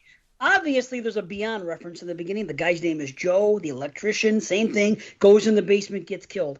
I get that. Maybe I'm not as much of a Fulci fanatic that I can't point everything out, which I understand. Like, I always see The Shining and Suspiria in movies where sometimes other people don't, and then I'll point it out because I'm way too familiar with them. So because I'm not the big Fulci head that some others may be, there may be more going on here. Maybe it's just some shots and everything else. I just see it as a bunch of nods. We see the Changeling with the ball going down the stairs, and the end thing with the piano key. We see the like I said, the fog. The Nightmare on Elm Street stuff is right in your face at the end with when she grabs those 4 knives and they just happen to be in her hands like Freddy's fucking gloves. And then when the guy's walking up the stairs and stepping in the fucking shit, it's all Nightmare. So it's like this is a love note to a lot of horror movies, not just Fulci. But I get it. But I want to answer the question you posed earlier about the girl being able to be reached in the car. I feel that this is kind of like because I love it so much. It's like the Ju-On franchise. Once you step into that house, you're cursed. They can get you. That's how I dealt with it. I was like, okay, she's in the house. They've set their targets on her. She's an outsider. They just know to kill the outsiders. Which again, and the land. That's what's weird. Like, so but then why do the town folk? And then the only other question is the town folk come at the end like, oh, like other than just to get killed, or are they just making sure that the house was fed their sacrifice? Yes, so like, why are these and people they became still alive? Been here 2 so then weeks. they became So then on? they became the sacrifice Because they're worried. I don't think they actually became the sacrifice. I think the house got what they wanted, which was that family, the mom, the husband, wife, and kids, and kid and girlfriend, and then the townsfolk came, and it was just like sort of like dessert. Like, okay, well we could kill them off. What do you think the ultimate ending I think is they wanted to kill for them. Annie and Paul? Don't you think that? Do you think Annie's dead? And she's with Paul? I think they're all there. I mean Bobby. They were all dead at the end, right? Yeah. No, they're all alive. Wait, they're all alive? The husband looks down and he's like, "Hi, Bobby." And he's like, yeah, to his son who's already been dead. That I understand, but I'm talking about his husband. They lived. Nobody killed fucking the 2 leads. The couple Who killed them. You don't see what happened to Annie. You think she went downstairs and got killed? No, Maybe. I think they're going to live in the house. I think they're going to stay in that house. They're accepting. Now it is no longer the Dagmar house. Now it is their house, and there's no more curse. That's a good call because Paul does have that line at the beginning. It's I think we can call it the Sacchetti house now. And he's like, no, it's still the Dagmar house. Right. Yeah. Fuck you, get the hell out of my house, you prick. So why did he shoot that guy? Well, so why did I'm sorry, I'm jumping to another question. They go to that bar. I'm so sorry. We all stop talking. They go to that bar, and that girl that gets sort of told, why does he shoot her dead? Because she's a newbie, an outsider. She's an outsider. Okay. Yes, they said that it's the new girl. They made sure to reference that. That's the new girl. So the Dagmars are gone, and they're in this basically curse-free house for the next 30 years. I don't know about that, but the Dagmars have decided to let the Sacchettis, whatever their name is, stay there. They've bonded with them. They felt their loss. They're okay with their son because they brought their newly dead son there with them. Okay, but it's true. He's just passed. Here comes the newly dead. I thought you said newly dead. But because he's there, they've decided to let finally somebody live there peacefully and not take them. However, because they don't, it seems to me, and this is where my question comes in. Why now? And you guys answered it because they felt sorry for them. But I think they also decided, instead of cursing the townspeople, because the townspeople became too much of an advocate for them, because they were forcing things to happen, because they were fearing their own stuff. All these townspeople had to do was leave. I mean, why stay there? If you grew up in this area, knowing this thing that every 30 years this is going to, you're a father, Christian, let's say that happened 5 years ago. Wouldn't you tell your kids, well, wouldn't you want to get out because in 25 years your kids, if they stay there, they got to deal with it? You get the fuck out. So maybe, the evil there or the Dagmars or whatever it is, they're like, you know what? Fuck this. Let's just wipe out these villagers. But you said it yourself. They're probably tied to the curse. They probably can't get out. I mean, he's been in the house, clearly. But what's the worst that could happen to them if they don't kill? Nothing. They get Ju-On on the other side of the country. Who does? No. The townsfolk. I'm talking about the Dagmars. You said the Dagmars can just stay there forever, right? Because what's going to happen if they don't kill? They can't decide whether or not the place gets cursed. That's the original evil that does the cursing, not the Dagmars. So if the Dagmars stop the killing, because basically the Dagmars are a proponent of the evil. They're doing the evil's dirty work for them. Yeah, they have to. Yeah, but the townsfolk don't know that. The townsfolk think that they were evil and that because it's been passed on. It's 1859. Now it's whatever year. They think that they're the evil ones, and they put the curse on the land because they were selling bodies and they did bad things. When the guy came out and said, we were good people. We didn't do those things. We just came here to set up a funeral parlor and live our lives. But they got cast as the evil because the curse started happening. And they got killed. I think the townfolk knew that and blamed the Dagmars. How would the townsfolk know that? That was 1859. They're not going to pass on. Absolutely. Dave knew it wasn't the Dagmars who were evil. I disagree because they went to the house. Wow. No, I don't. Because he talks about the house needing a family. He doesn't talk about the Dagmars needing a family. He talks about the house. I don't know. See, that's what I'm saying. Like, it's a really good movie, but I need I need to watch the audio commentary. Is there an audio commentary? Wow, that's a good question.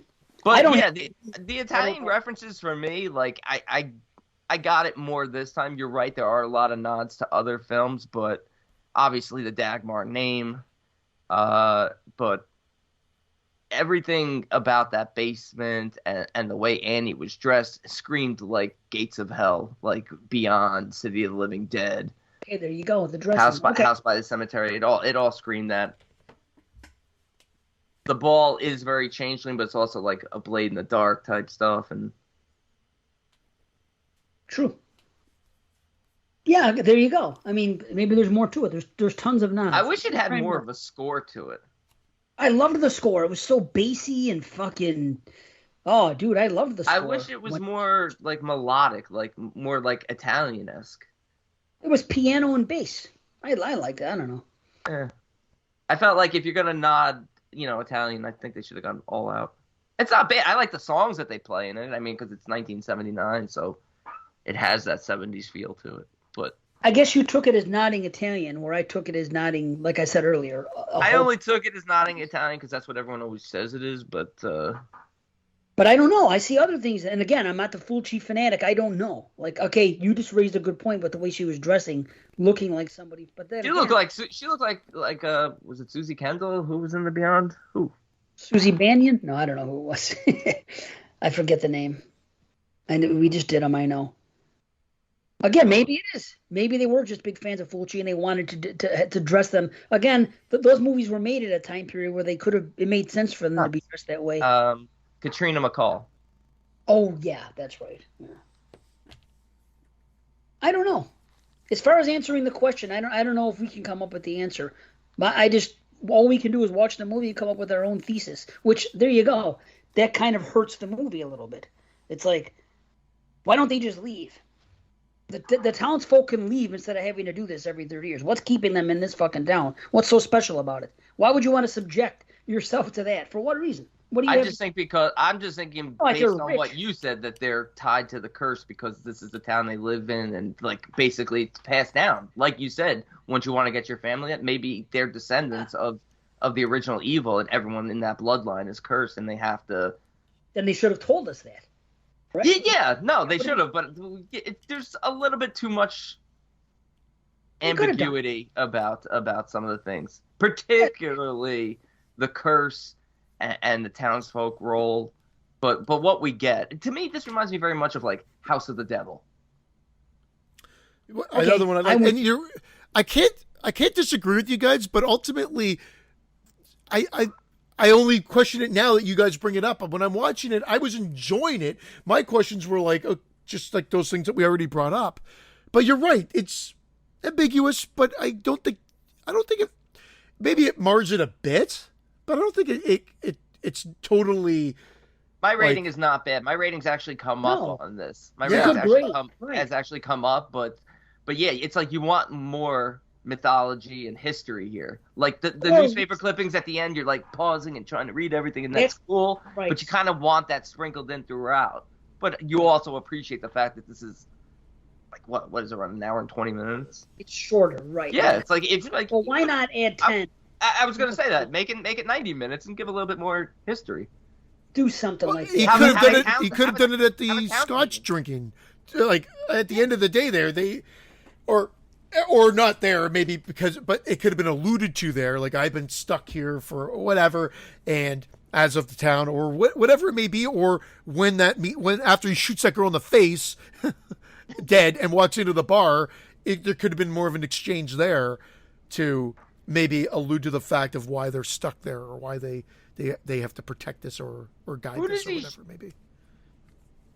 Well, you just hear a gunshot. It's that the newbie girl goes to answer the door, and it just stays on the woman, and you hear the gun blast.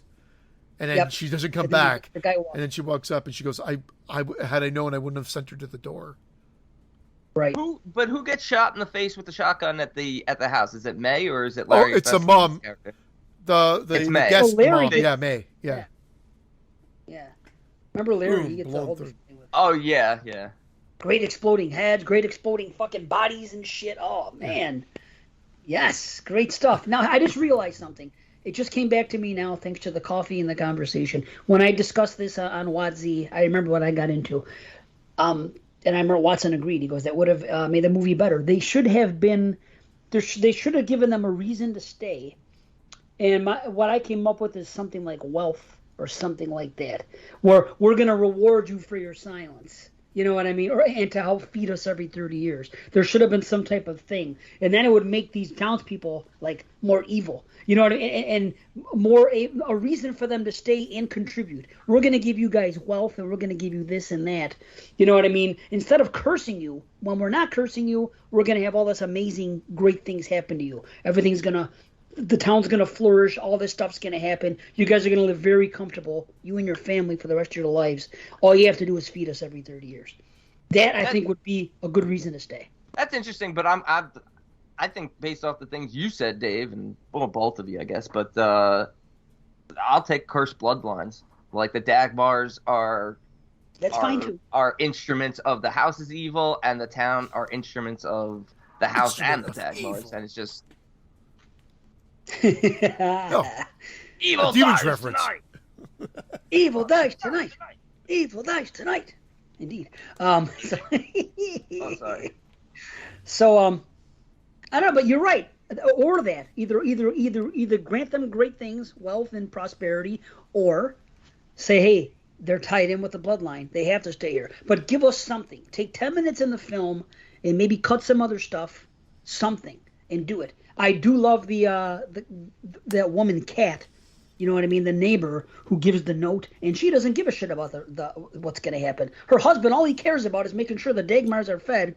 She, on the other end, doesn't say a word, and at first you're like, what's going on? And then she gives him the note, but she's a genuinely good soul in this movie of the townspeople. She's just like, listen, I'll deal with whatever happens. I don't want this house to feed anymore. I think she's just tired of it. Did she have her phone number, though? But she also makes the phone call. On her last wish, or on her dying bed, she like decides that she's gonna make that last phone call. Yeah, she had a knife in her side. Yeah. Well, she says to get out because they're on the way. She knows that her husband just killed her and the townspeople, and they're going to come there and do the same to them. So she's saying, get out. It's not the Dagmars you have to worry about, she says. Meaning, and it's not the evil either. It's the actual evil are the townsfolk.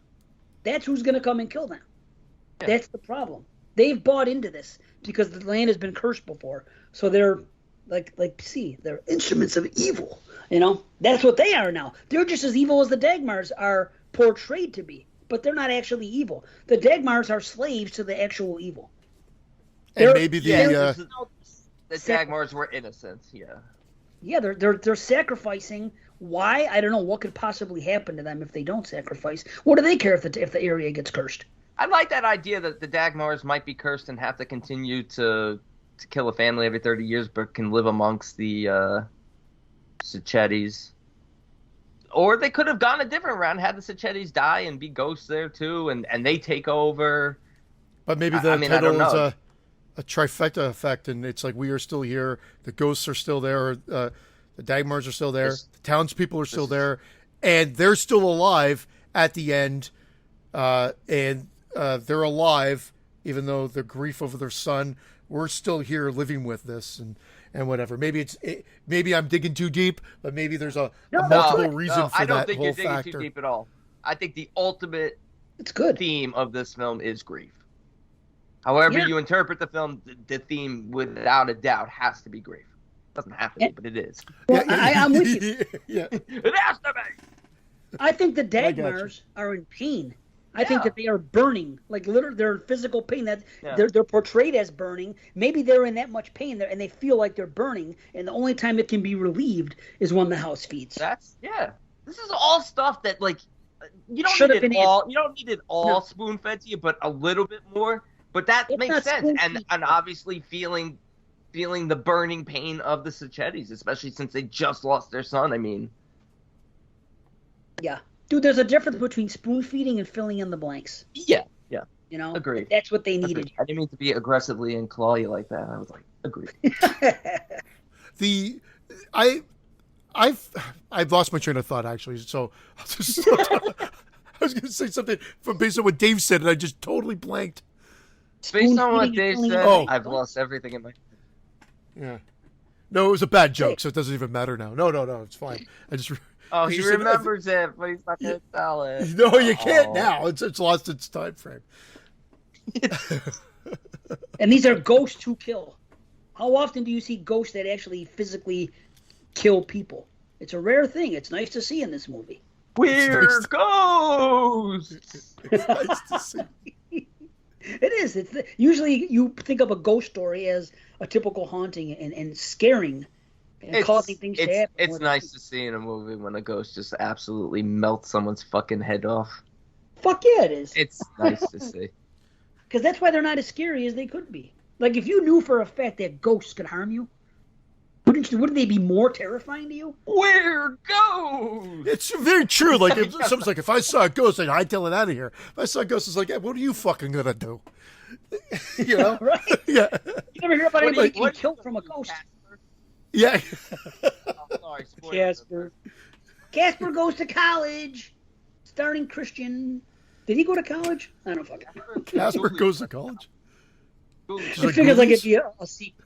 I don't know. I figured like it'd be a Casper. Casper dropped out of middle. What is happening over here? What do you mean? wasn't I can't hear saying Brandon nothing. all of a sudden. I ignored it. No, Don't say you're nothing. fine. It went away.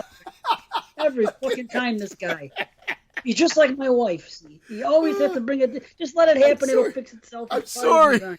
Yeah, you're Not fine, all. Brandon. No, don't touch a thing. See, Red and then it tomato, makes yellow matters tomato. worse. Yeah, talk, B. Hello. You're Oh, perfect. beautiful. Good. Oh, hello, Beautiful. Seth. No, there might have been. Hello. I'm really not OCDing. I just didn't know where I cut out. Just for it only happened for like 10 seconds. That's why they make So you missed my Ghoulies went to college, but Casper dropped out of middle school joke.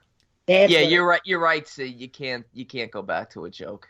It doesn't work. It's lost its Yeah. charm. No, It was it's never gotta fun. be- It wasn't funny 10 seconds ago, and it's certainly not funny now. I'll tell you what a great scene is when they do that seance, just the two of them, and he says, "What do you think we're going to do? Have a seance as soon as you leave?" And then he does, which is brilliant, right?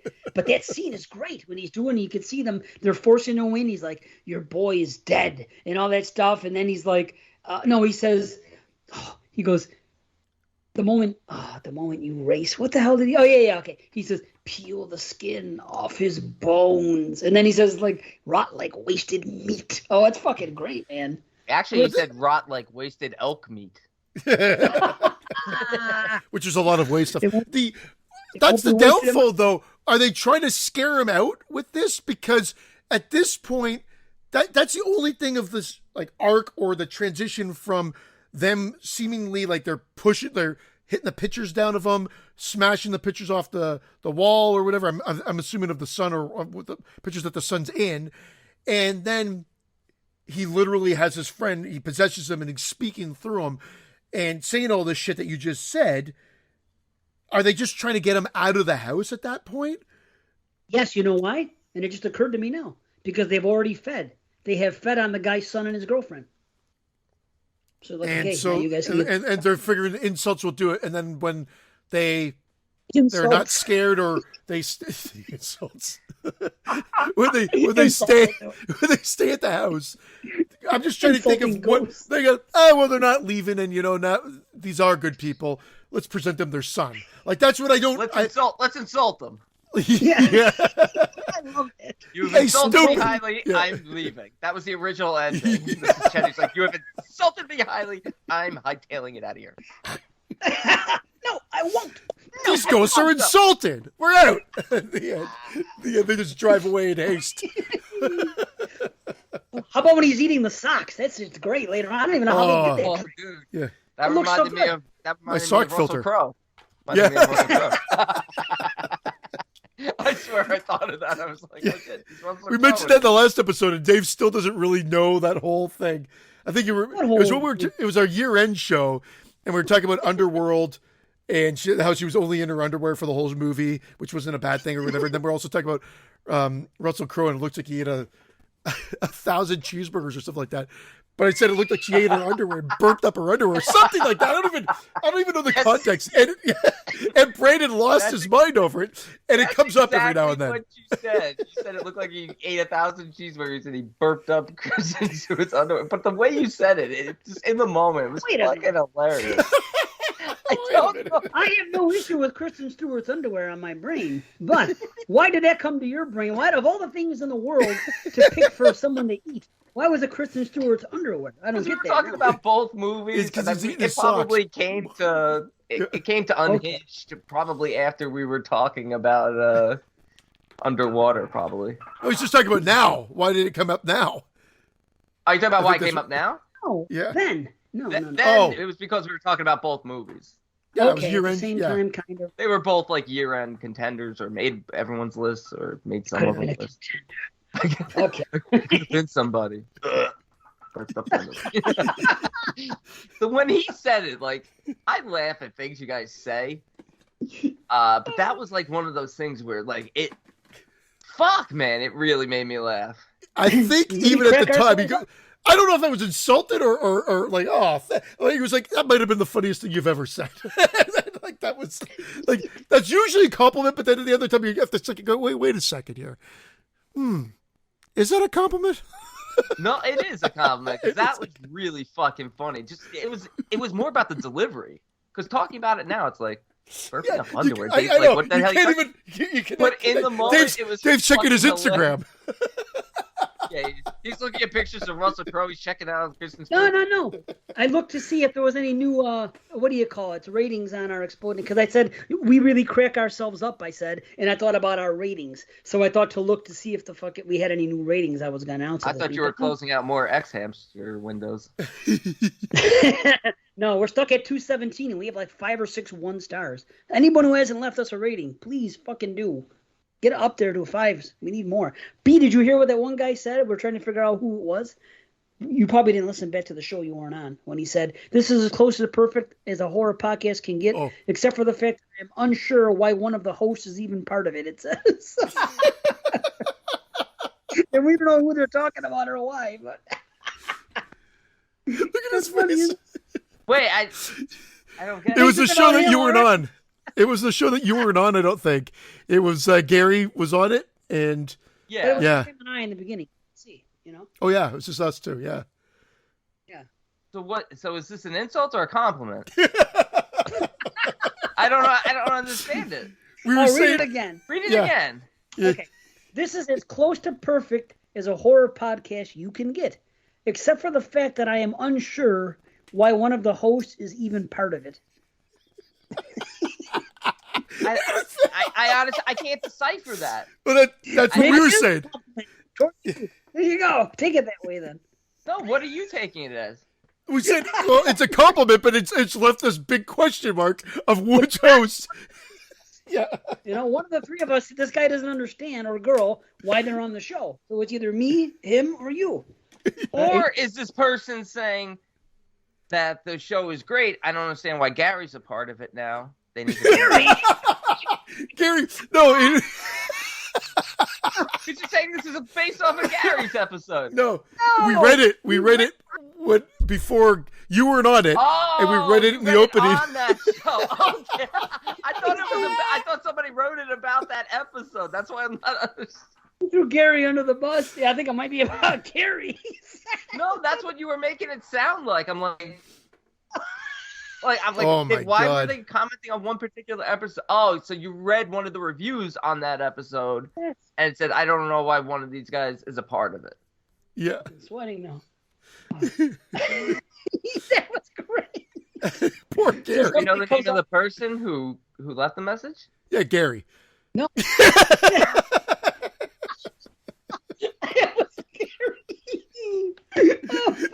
We don't know. Podcast Junk 64. So by the time they hear this, because they're probably not a patron, and if they are, speak up. But I don't think they would say that if they were. So by the time this hits the airwaves next year or whatever the fuck, maybe they'll let us know. Email us, explodingheadshorrorpodcast@gmail.com. No, Marco- it was the way you said it. I don't, because you said Gary's episode, the one you weren't on, and then you read the review. I was like, wait, so they're talking about one of the three of you? So I meant so I thought you meant like this person doesn't understand why Gary's a part of it now, meaning why he's on the show now. Like, did you replace me? That's what I thought. The only thing, maybe, Yes. or that's it. Marco made a joke that it was him that wrote it. But maybe, and again, I have been very good. Watson hasn't even been around, but Watson is probably the most consistent returning guest we've had on the show.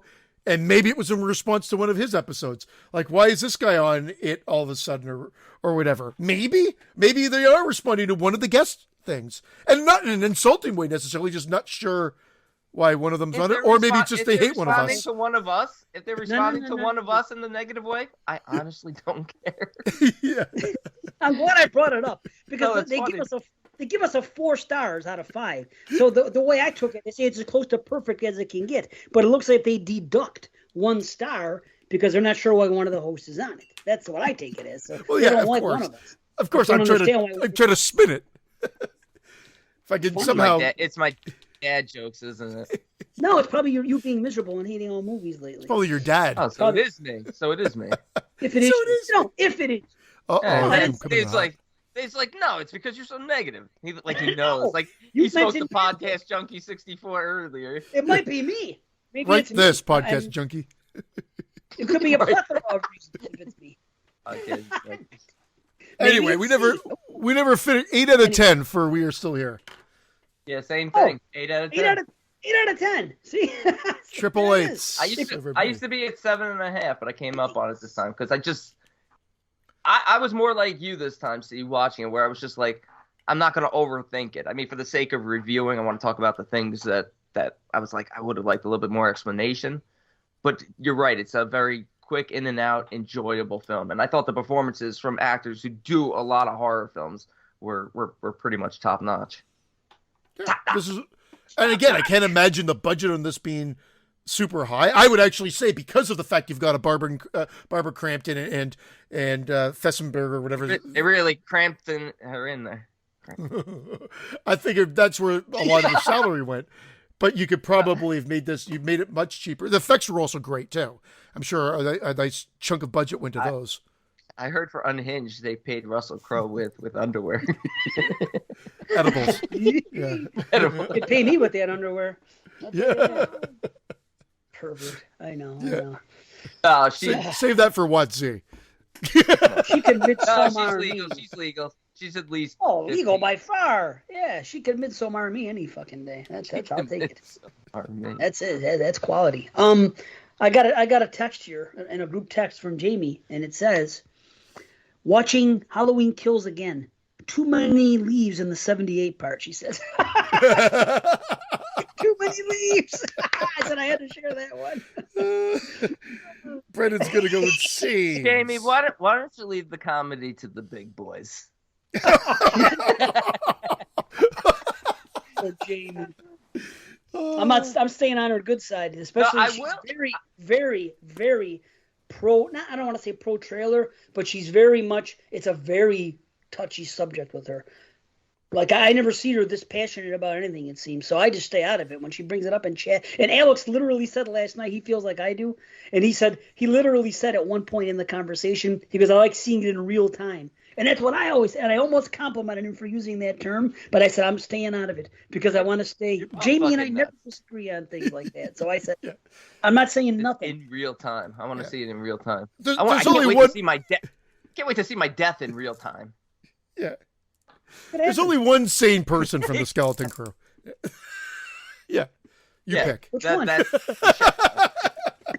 you don't even know his name. He's been out of the community forever. He retired like 17 years ago. I hear he's a chef now. Michael J. Yeah, Michael J. Fox. Michael J. Fox, but don't hold me to that. I'm a little shaky on it. Oh no, I didn't want to go that route. Oh wait, route for you fucks. No, Root's fine. Root. Root. I don't care. Bison.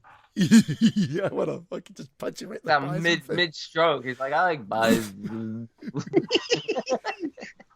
Joe Biden. Let's get into That's a it. joke. Let's get into this bad boy. You guys hear my chair? Okay, hold on. Yes. Honestly, my mic is. Do you? No, just when you did it right there for the first time, whole show. My chair does it all the time, so don't worry about it. Fuck, it's annoying. I need a new chair. A new You can buy it chair. later. What's that I I'm need a not new buying it. chair. I'm not getting it now. I'm just saying. One that doesn't It's squeak. very squeaky. got- what does the chair have to do with your mic cutting out for a second? I said I don't care about my mic. The thing that's bothering me these days is my chair is very. Listen to this. Ready? It's Do you hear it? Like a rusty vibrator. Could we start anybody into this? listening- Yeah, sorry. Would Anyone- you? As we're getting to Halloween, so you guys can blow this fucking shit fest. Give me a sec Just to pull up the description. Let's Okay. let's take a quick break because I don't want anyone that's listening that doesn't want any. This is like an extra long spoiler warning. I don't want to fuck anybody's thing up that's listening or driving or on the job and they can't pause it. And it's just I want to give them plenty of time to say, hey, we're gonna take a break, come back, do Halloween Kills. I don't want them to be spoiled. I don't want to be the guy to do it. So you know what I mean? I think that's a good idea. Yeah, let's take a quick one, and we'll come right back with Halloween Kills. Everybody who doesn't want to hear anything about Christian just burped up. Christian's doing something. it, yes, It's just a tag. we love you. The tag got wrapped around his uvula. And John C. Again, this is why we're doing this movie because he picked that trilogy. Riley? So we did the John C. Riley and Michael J. Fox are doing a movie together. Jim K, John J, Jimmy J, Jam Master J. There's too many letters. Mr. J, King of the Crossfader. Yeah, JMJ. Okay, but yeah, Johnny C. So you know, this is. I mean, next month we're gonna do Kill List, which was his other one, and we're gonna pair it up with the UK. So we did the pairing up of the what we do last month? Right? Ghostland? We did the 2 French movies. Now it's 2 American movies. And next time is going to be 2 movies out of the UK next month at some point. So we get to, take care of that for Johnny C. So that is that. But listen, quick break. We'll see you on the other side with Halloween Kills. If anyone's not going to join us, thank you. We love you. We'll see you on episode 160 for the return of the CS show. Turn of the Mac? It's the CS show now. It's no longer the BS show. It's official. Ooh. So Ooh. yeah, well, because you know why though? Cow shit. So you can put a picture of a cow and the poop emoji every time we do the show on the thing. And then there will There's be no the more. DS episode. So we went from the Brandon, Christian, Dave. See? BS, Cool. CS, DS. Dog shit. And that will be that one. Okay, That's how we'll do dog that. shit. I'm not dog shit. Did you ever That'll hear be a that one? smaller show. Weren't we taking a break? Yeah, we're gonna take a break. I'm gonna stop the I recording. had to. You're right, I'm gonna go grab a drink. All right, we're back. It is time. We are finally here. We went from we are still here to we are finally here with this movie, which has been long awaited, debated, and castrated. And that's Already. debated. Already, yes. But we're gonna do it all. It's Got a lot of notes. Spoiler Got filled. 2 pages of notes on this. Really? Nice. You didn't go to the you peacocked it then, correct? Yeah. Peacock. There you go. That's the advantage of peacocking is that you can take the fucking notes. If you go to the theater, forget about it. You just got memory. I did take notes in the theater once in 2005 or 2006. What? Yeah, I was doing a film critique course at NYU, and we had to review a film, and I took a little pad and a pen, and we were making notes in the theater. You went I to did that as NYU? well. I did that It was as well. just it was just to take a film critique course. I felt like such a fucking snobby prick sitting. In Someone the turned around and looked at me. I don't know if you got that too. Like they heard my pencil or pen on the paper, and they actually turned around to look at me. And I'm like, sorry. And then I stopped taking notes. Actually, Fuck that. Russell Crowe turned around and looked at me, and then he ate my. Dave finds it funny now. Kristen's over it. I almost blew a fucking snot bubble out my fucking nose saying it. Oh, but yeah, no, I kept it very hidden. It was like a very tiny pad. How did you write in the dark? Did you just write? Well, we were sitting close to we sat close to the front row, so when you sit really close. Yeah, right. What did you do? I was Hey, turn that light off fast. I write notes over here, dick lips. I was wearing a miner's helmet. It looked like fucking Axel in Batman. New Jersey's better than New York, you fucks. Jersey all the way. Sorry. Them's the jokes. Amazing. Halloween Kills. Let's get to it. Halloween Kills 2021. The saga of Michael Myers and Laurie Strode continues in the next thrilling chapter of the Halloween series. It's a chapter, all right. Yeah, it's a bridge movie, and I wish I'd thrown myself off the bridge. This is the this is the Saw 5 of the Halloween films, in that Which I like Saw 5. Don't get me wrong, I like Saw 5. I really like Saw 5. You know me, I blew all the Saws for the most part, but it's sort of like just a bridge film. It doesn't really conclude anything. It just sort of builds upon and then. Which is mostly what middle films do. There are some that are better than others. Like, I actually liked this one. You know, Empire Strikes Back's another great example. I'm not comparing the two. Please, I'm not comparing the two. But that's a bridge film, and there's a lot that totally missed the mark for me as well. Pointed at you, Last Jedi, but that's fine. Anyway, I'm not going to say this is perfect, but I wasn't necessarily expecting perfection. I think went in with realistic expectations, and this was thoroughly enjoyable. I had fun with this. I really liked it. I don't know if it's quite as good as 2018, but it's a nice companion to it, which it was made to be and overall is. I do have some issues, which we'll get into. But I think overall really enjoyed it. You should go live in the Dagmar house. Yeah, well, they're living in the Myers house right now. But that's what I like. I really enjoyed it. Saw it with my daughter. She thoroughly enjoyed it as well. I couldn't really get a feel. Like I think it was overwhelmingly positive. As we were leaving, you hear people talking and they're getting up out of their seats. You couldn't get a feel because people were annoyed when you're like, "Excuse me, how'd you feel this week? Get the fuck away from me!" I got a microphone in their face. Hey, you're the Myers mask. What'd you think? Anyway, that's my opening remarks. I'm really interested. Brandon, you seem like you're disappointed. Dave, I still don't know yet. Yeah, I'm gonna point out positives and negatives as we go through this, but I will say I think it had the makings of being a really good Halloween film. I thought the writing was so poor, though, because I think the actors in this were very good, but their dialogue, there was just so much cringe going on for me, where I'm like, why would you say that? Like, and it's not their fault. They're just doing their lines, but I'm like, and just some of the situations, it felt cheesy. But for me, the gore, and of course, what the Halloweens are famous for, the musical scores, and the musical cues and stuff were on point. And the look of the mask, particularly when we go back to 2018. The 78 flashback, even though it's a great flashback, I'm going to let Dave talk in a second. Even though the 78 is a great flashback, I don't like the fact that very clearly you can see the eyes and, around the eyes, but the 2018 mask, it was looking on point. Okay. I am so glad that I woke up this morning and watched the intro. Oh, you were just going to stop there. I am so glad I woke up this morning. I'm so glad that I woke up this morning because I watched it last night with my family. Finally sat down and watched it, 3 of us. I'm so glad that I woke up this morning and watch the beginning again, the first 15 minutes, and watch the last 10 minutes again.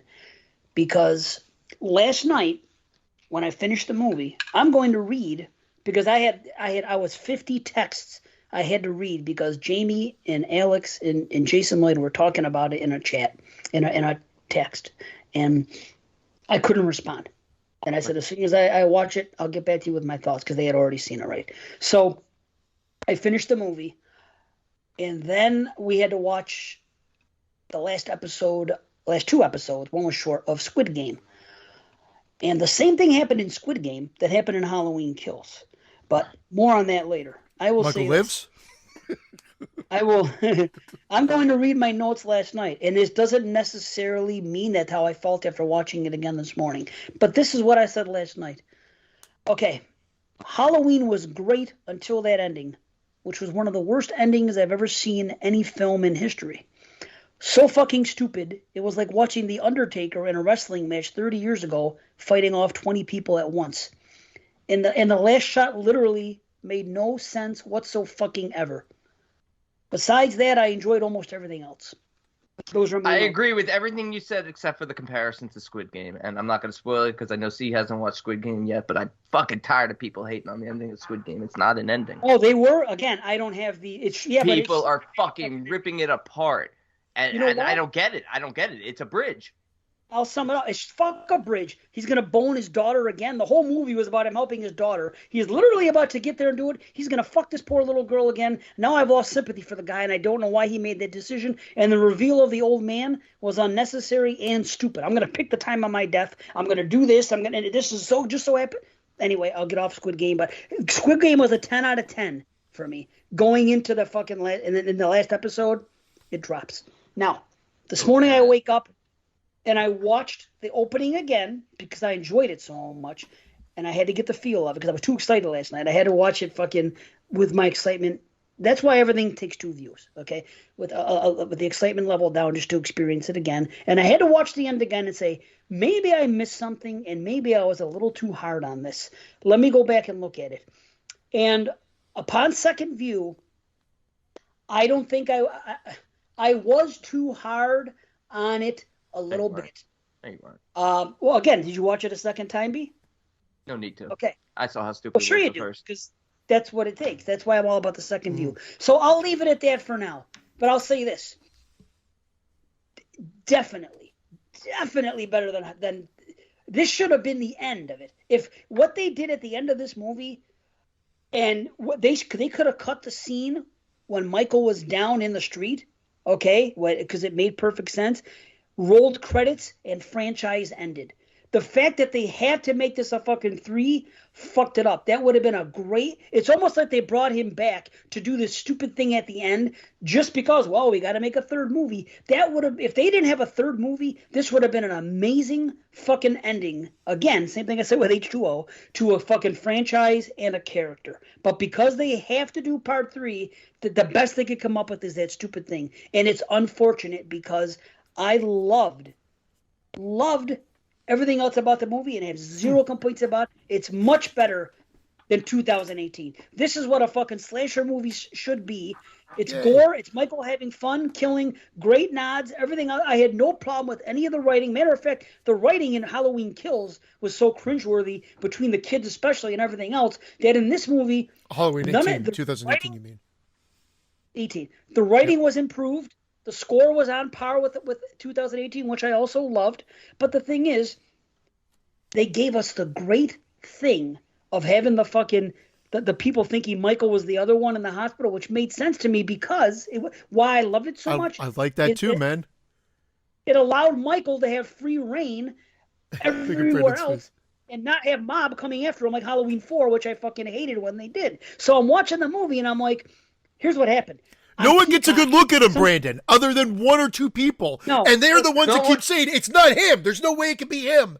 And they're already in mob mentality. So if you're already going to say, well, it can't be him. This is the town of Haddonfield who know the legend of Michael Myers and that he's 6 foot, 6'1", tall, slender. This is a 5'6", 250-pound guy who's having a hard time. It's chaos. This is not him. It's absolute not- pandemonium. It's like a Rocky Here's Four fight movie. Absolutely. No, I like the scene. It made me sad in terms of the fact Oh, that they're hunting yeah. this poor guy, but I the almost fact that cried. they didn't cast a character that at least had the same build and look of Michael Myers made it ridiculous. It's It's 40 like years later. How would it's they like- know? it's like chasing Andre the Giant and be like, "That's Andre the Giant," and it's the What was leprechaun. they Yeah. see somebody in an escape in the white. No. They're already at a heightened sense of Nope. panic and of fear and of vengeance, and it's an angry mob mentality. I love that. Yep. I think it went from 0 to 60 Real life. or 0 to 100 way too quickly. It was like Lord of the Flies. Hey, we're stuck here on this land. Okay, let's fucking cut the heads off these pigs and on each other. Like, I mean, it went a little too quickly, but they had to get there. They had to get there. So here's my take. Opening scene. Fucking loved how they did like a second scenario. That guy's walking, calling his buddy saying, I fucked up with my girlfriend, I fucked up. You make him like him again after his asshole move on the other one. Then you realize he's calling the guy that's fucking impaled on the fence. Amazing. Yep. And then he finds they wreck on it and they find the cop that didn't die from Turkish Loomis. That was great too, because I liked how they got him back in. Very good scene. But here's a nitpick with that scene. Very good Okay. scene. I that's one of my notes. I loved how they picked it right back up, and he's calling, and all right, I like him again. He does find Officer Hawkins. Great. What does he do? He starts screaming, "Help! Help! Help!"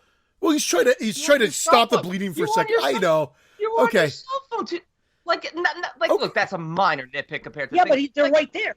right then and What there. do you I'm mean? like, Of course, you're going to want instant help. Calling the police or the paramedics is going to take time for them to come. So it's Halloween. This kid knows that there's already people being murdered in the area. There just might be somebody right around there fucking looking for this killer. So I think the first reaction of anybody, if you see a body lying on the floor outside, you're immediately going to call for help to whoever's in earshot. That makes perfect sense to me. I honestly thought it was going to open up. So, Dave, I did see the trailer, as you well know, and so I knew there's that "let it burn" scene, and I thought that was going to be the opening. So I already thought this is great. They threw me, and I like what they're doing here. And then to go into the flashback was great. Now here's my thing: I love the flashback, but I think it overstayed its welcome a little bit, and they wedged a little too much in there. Haddonfield, the town where nothing ever happens, or something like that.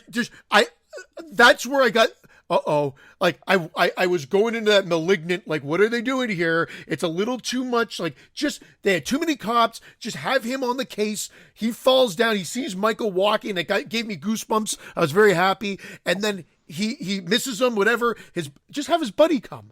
And I they didn't both go to mind the it. house. No, I disagree because I didn't mind it because I think they're setting up Hawkins to be a major player in part 3. They have And to be. yeah, You're right. They have. You're right. And so I like that. I like Jim Cummings as I liked him. We liked him in Wolf of Snow Hollow or whatever that movie was last year. Yeah. He was very good. I know it's a nod and it's a great nod. The look of Loomis, obviously, the way they did that looked awesome. I didn't like the sound. Oh. Sounded like Arnold It wasn't Schwarzenegger to me. perfect, but pretty solid. It's as good as it could. Like, Now, I wish. I just assumed it was totally CGI. Everybody else just assumed they got an So actor did that I. looked like him. I assumed it was what they did with Princess Leia at the end of like Rogue One. Wait, I thought it was CGI that Loomis. CGI? I was calling him It a was DG, CGI, right? digital Loomis. No. That's what I assumed. And then later on, hold on. Let me jump in quick. When I Okay. first saw it, Digital I told my Loomis. wife, I said, "Wow." When they first showed Loomis at the bottom of the stairs, the very first time they showed him, and I heard the voice and I saw him, I go, "Wow!" After the scene, I go, "They did a good job there." First thing I went to was when they did the Grand Moff Tarkin, when they did fucking in the CGI'd him. You know what I'm talking about in Star Wars. What's his name? Hello. Anyway, The guy from not Christopher Lee, Peter Cushing. Peter Cushing's Cushing. I character. thought they Peter Cushinged him, and I go, "Wow, that's great." And I know I was waiting for a brain. That's to go. I assumed so too. It's not Well, that. now, no, hold on. But then they went back to him 2 more times. They did a close up because when I looked into Loomis's eyes and they did a closer look on Loomis, I'm like, "Fuck, that's not CG. That's another actor that looks just like Loomis." That they got. Really? That's my take. Yeah. Oh, Huh. you might be That's- right. I thought I immediately was like, oh, they CGI'd him. He looks. It's too much money. You know how much money it is to fucking CGI? I mean, it looked great in Star Wars on a Star Wars budget, yes, but to have something look that good, I don't think Blumhouse has the fucking capabilities. I don't know. Look it up on the beat. We'll have to look it up, but I just assumed it was Digital Loomis, and I was happy with it. But if it's another actor, I'm fine with that. Here's my one other minor nitpick. They somehow got that, with that last shot of Michael just standing there frozen. Amazing. And the camera comes up. Amazing. They should have let it go longer. But I knew it's just this generation, they probably thought no one has the attention span to let that crane shot come out longer, have a beat of silence, and then bump, bump, bump, bump, bump, and the Halloween Kills sign come on. It would have been, sorry, Brandon. I was going to say, the actor who did Michael in 78, I forgot his name. Oh, Nick Castle? No, Aaron Armstrong. There's a bunch weird. of them. There's Morin guy that was the face when his mask got pulled off. Aaron Armstrong, they say, was the Shape in 1978. When did Nick Castle play him? Because obviously James T. Courtney. Go ahead. Are they crediting Nick Castle for the flashbacks to the actual Halloween 78 film? Probably, but I'm thinking it was Unmasked Michael was the other one that was given credit. When the guy took his mask off, that's not Nick Castle. That's true. With the angel. No, it's that guy that has all the negative things to say lately on social media. That's now backtracking a little bit because he realized he was being such a dick. That guy. Well, this guy's actually going to be at the convention I'm going to on next Saturday. This Aaron Armstrong, James Hughes Courtney's going to be there. It's a whole Halloween and Monster Squad thing, but I thought the guy who played him in 78 walking around perfect. Really, I will say that. I think he caught it perfectly. People have said the mask looked great. The mask looked okay. I thought it was a little too white. I thought, I'm nitpicking. I am nitpicking here only because I loved it. And I thought Michael attacked, I thought they got the attack, almost like he attacked Bill in part 1 when he comes to get the police officer in the room. But again, it's 100%. Like they set up that, I don't think they needed that little melodramatic scene of them standing behind, but I think Brandon said maybe they're trying to establish something here, but Haddonfield, where nothing bad happens, and then they reestablish that line again. I think they could have trimmed that up a little bit, kept the goosebump level up, and then spent a little bit more time on that end tracking shot, coming up, and then slam cut to that amazing title sequence. Because it was already good, but I think they could have made it, I think they just missed perfect. But I was there. Halloween title sequence. Oh, I was happy enough when they did that scene at the end. When they did the slow pan and it came out, I wasn't thinking they should go longer. I was so happy that I looked at my wife and my daughter and I said, I don't care what happens with the rest of this movie. I love it. Just based on that fucking 17 minutes, I said, wow, I'm blown away. And my daughter says, oh, fanboy. I said, yes, I'm sorry. And it worked. It was perfect. I said, I don't care what great fan service. That was great fan service. And I think they said, I know we're all going to be excited, but they were going to put this sequence as the opening, not this whole sequence, but I think there was a sequence that they had planned for the 2018 version. I read or saw a documentary on, whatever it may be, that it was supposed to open with his capture. And I think they probably nixed it saying, hey, look, if this does well, because that's what they did here. They just put it in here, and they were able to put more stuff. The Lonnie scene. I actually wish they recreated the Lonnie scene where he's like, hey, Lonnie, get your ass away from there. That would have been great. Yeah. And then he runs into Michael Myers after. That would have been cool. Yeah. But I still like what they did there with Lonnie. No problems. I like how they reintroduced him. It was all good. It was great. That's the great fan service part. No questions asked. A couple missteps with the forced dialogue here and there, but nothing crazy. I gotta say something. Those kids who were bullying Lonnie in the flashback scene, when they're dressed up, the sister and the the Mulaney's. Yeah. The Mulaney's, yeah. Didn't the older Mulaney? What was he wearing? Didn't he? To me, I'm not. I gotta say this, and I know the movie didn't come out till 5 years after this is set, but he looked exactly like Scud Farkus. Or in A Christmas Story. Pirate. Yeah, from A Christmas Story. He looked. I'm telling you, go back and look at him. He looked exactly like Scud. Yeah, remember we had this discussion. Whatever, it's stupid that it's not. What Scott. Is that FUD? What is FUD? Oh my God! What is the fascination? What is the line? Why are they focused so much on Loomis. Did he kill again? Did he kill again? Or whatever. That seemed a little forced. And why did it sound like Arnold Schwarzenegger? Did he kill again? Why? Oh. I'll tell you why. They had to give him something to shout because it's typical Loomis. So we could laugh a little bit at it like they did in Halloween 2 and 4. It's more fancier. Loomis has to do something crazy like that and say something. I think that was great. And let me say 78. The only complaint, I think 78, when they did everything, first and foremost, after that scene ended and the credits rolled, I said to myself, I almost wish that I was trying to figure out a way they could have done it. This should have been, it's funny you should say that they were going to put that part in 2018. This should be 2018. I wish there was no 2018. All they needed is this and find a way, then after that cut, then do the thing with the podcasters and Laurie, and then flashback to how he gets out, and that's it. I think it would have been and that's what I'm thinking. I'm like, man, I'm already on board. They should have done this in the first movie. I'm glad they didn't because I enjoy this more. But back to 78, and I never thought the mask looked too white. I was too jazzed about how perfect the hair was in the back of his head and when he was walking and how authentic it looked. And on top of it, let me say this. People that want to complain about it being too white didn't occur to me. But my answer is this.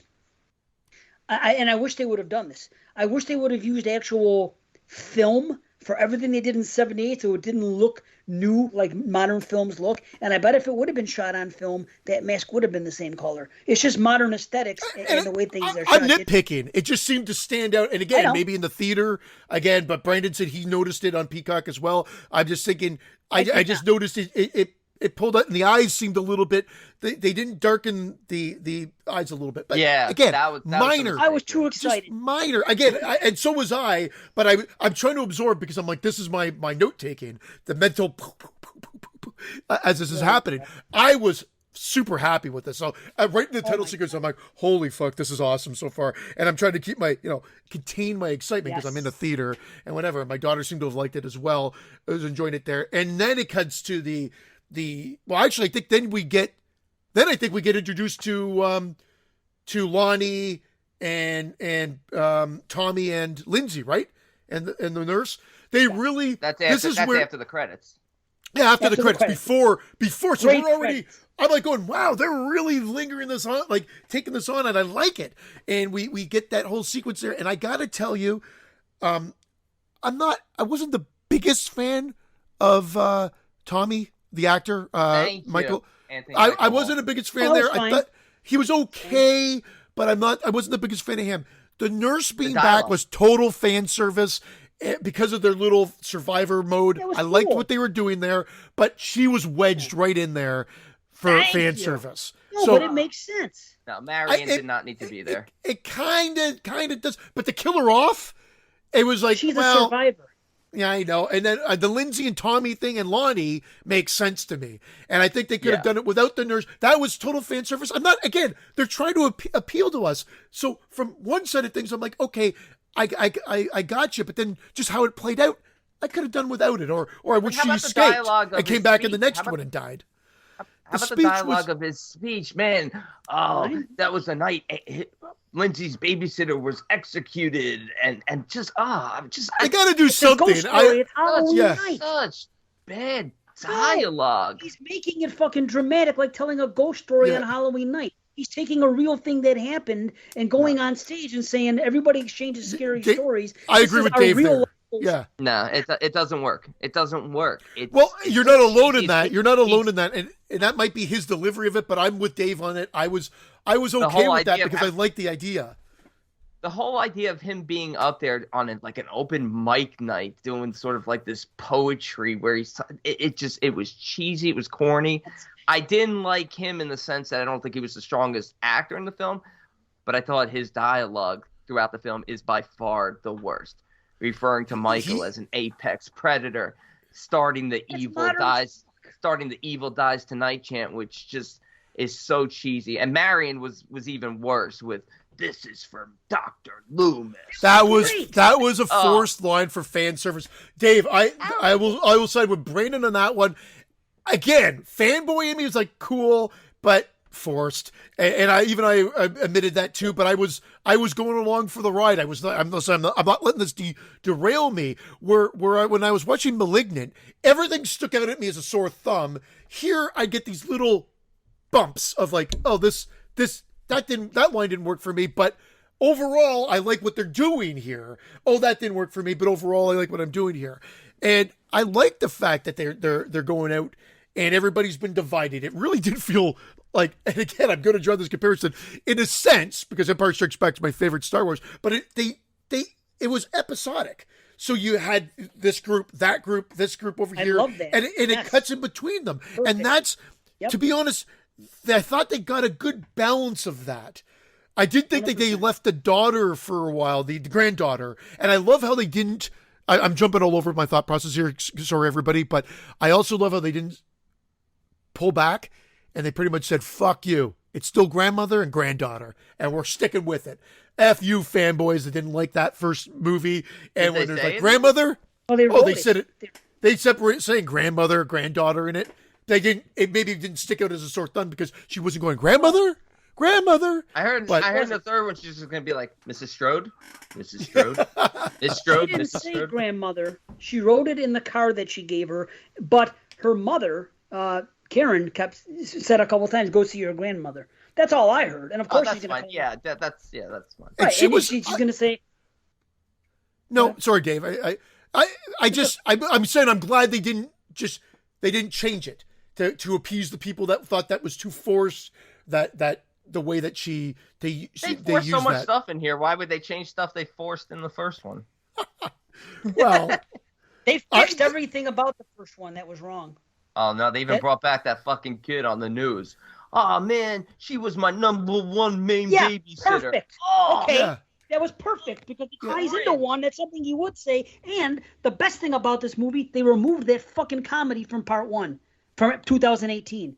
Everything about part one that I had issues with, the shitty dialogue, the fucking comedy, and the gay couple the had gay a couple couple, gay lines. couple back had and forth. cringe a comedy. little bit, but you always have a little bit in every slasher and every horror movie. That's fine. It wasn't written as fucking like ha like everything was in 2018. It was written to be clever and subtle when it's like, I'll take this knife, and he grabs the little one, I'll take this knife, and he's got the big one, and he's like, did you check the back door? Oh, great, Michael came in the back door on a gay couple. Fucking I don't know. I didn't even. absolutely that's what they were They going. didn't say it that way. And they didn't even Absolutely. they weren't didn't overly read that gay at all. anyway. I didn't even know they were a gay couple until Little the guy John, Big John. What do you mean they didn't know they were How'd gay? you not know? I thought it was a yeah. father and son. Sorry. I don't know. It could have been. Okay. I'm just saying, until Well- the guy called the other guy honey, I'm like, they're not acting overly gay like you always see in movies. Like, I watch a lot of Ryan Murphy shit, and he always has a gay couple in his fucking shit, which is fine with me, but you can tell in the first frame that they're gay. The way these guys acted, they acted like two fucking regular guys who happen to be gay, which is just fucking fine. And Which is until fine. one called the other one Yeah. honey, And I he's didn't even gay. know. But anyway, I see I'm all over. I gotta fucking recount my. Well, no, I know we are all over the place, but so jumping then in they on each finally get to the breakout, and that's the best way to have done the breakout. Or him, he just didn't die; he was in that room. I thought that was a great sequence, and then he just goes on a massacre there. Yeah, he's a killing machine. He's pretty far I can't believe removed. there was a petition to remove the best scene in the whole movie. Well, that's just because some Those new kills firefighter. were absolutely fantastic. The POV from inside the fireman's helmet, Yeah. great stuff. Oh wait. Great what else? escape, great murder sequence. The greatest. I like that. And he gets a hero shot. Michael gets a couple great hero shots when he comes out of that blaze, and he just looks menacing. Even sang, Oh, I hell. can be your hero, baby. I love that sequence. I actually like what they did with Jamie Lee Curtis's character here, where she does take sort of a back seat, like Halloween 2. The actions happen around her, and they take the onus off her. That was another good thing. Has nothing to do with you. Michael didn't even know where you were. I love The that. other I love good how thing they removed. Yeah. That's what I was trying to say before. There were three things. Yeah. That was the other thing that they removed from the first one that everybody complained about, saying, oh, it just so happens. Oh, it just so happens. Now, fuck you. They said it again and again. Hey, It was fucking this guy, Sartain, who wanted to see it because this was the one who did this. So let's do everything in our power to get them together because he wanted to see him in the wild and especially against her. Now, guess what? Fuck everybody that complained about that. Now they're even saying it. Even her. She had to be told it. Oh, Yeah. Okay. So I'm just a pawn. Okay. Wonderful. It was accepted. So anyone that complained about it in the first one, that's what I'm saying. They fixed 3 things that people complained about in the first movie. They fixed here. They got rid of the comedy. They got rid of the fucking stupid ass fucking dialogue, And they got rid of the daughter. What daughter? The last kill in the movie. Oh, that shit. Okay, no, hold on. This is another thing. Here's the complaint. The thing that you guys love. I was too busy being upset at the fucking ridiculous. Hopefully, though, you guys can save it. Or I thought maybe they were going to say, why would there be a fucking garage door in the basement, which was specifically designed to kill Michael Myers and burn him alive in a fire? No, that was the gun. They even showed that in part 18, in 2008, part 18. 2018. It's the gun. She has all the guns in there. It's like Okay. It was a thing that went up that had all the guns in it.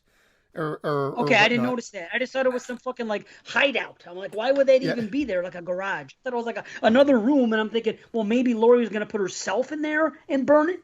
Possibly, I was trying to make up reasons. Okay. She opens it up in her 2018. artillery. Yeah. Yeah. Thank you. That's fine. See, Yeah. I don't need it to be poetic. I don't need it to be. These are slasher movies. We've seen Michael come back lamer ways than that. That's not what I wasn't going to fucking hang my hat on that being bad, but thank you. But that was my first critique, if any, of the film up to this point. Like, Well, there's no smoke. There's no smoke escape in there, so he still would have been like pretty much cooked in that thing. However, we already know he's superhuman or supernatural because he just won't die. We know this. We know this from 2000 and if or they ever 1978. hinted that he wasn't supernatural, certainly Jamie Lee Curtis's speech at the end of this will tell you he now is. I saw that people there, and it hate helped. this. See? People hate that speech. Makes I sense. love because again, helps. she's not in it. They're talking, and the voiceover. I love this aspect of the movie. The voiceover ends up just corresponding with him rising back up, going on that killing spree, and living. You knew it was a bridge. We knew there was a third movie coming. I thought it was a great way to connect it. My thing is the forced nature of what they're trying to do with the daughter character, the daughter now, and her saying, just like your sister. This part was a little forced for me. She was trying to draw parallels to make her maybe the target of Michael to get him away, and just like your sister was innocent or whatever, like, and that felt forced to me. And then she went up to the room, the sister's room at the end, to look out, almost like we conquered you, and almost, I don't know if it was to like validate or to free the sister and whatever like that. And she breathes, and then Michael's behind her and kills her.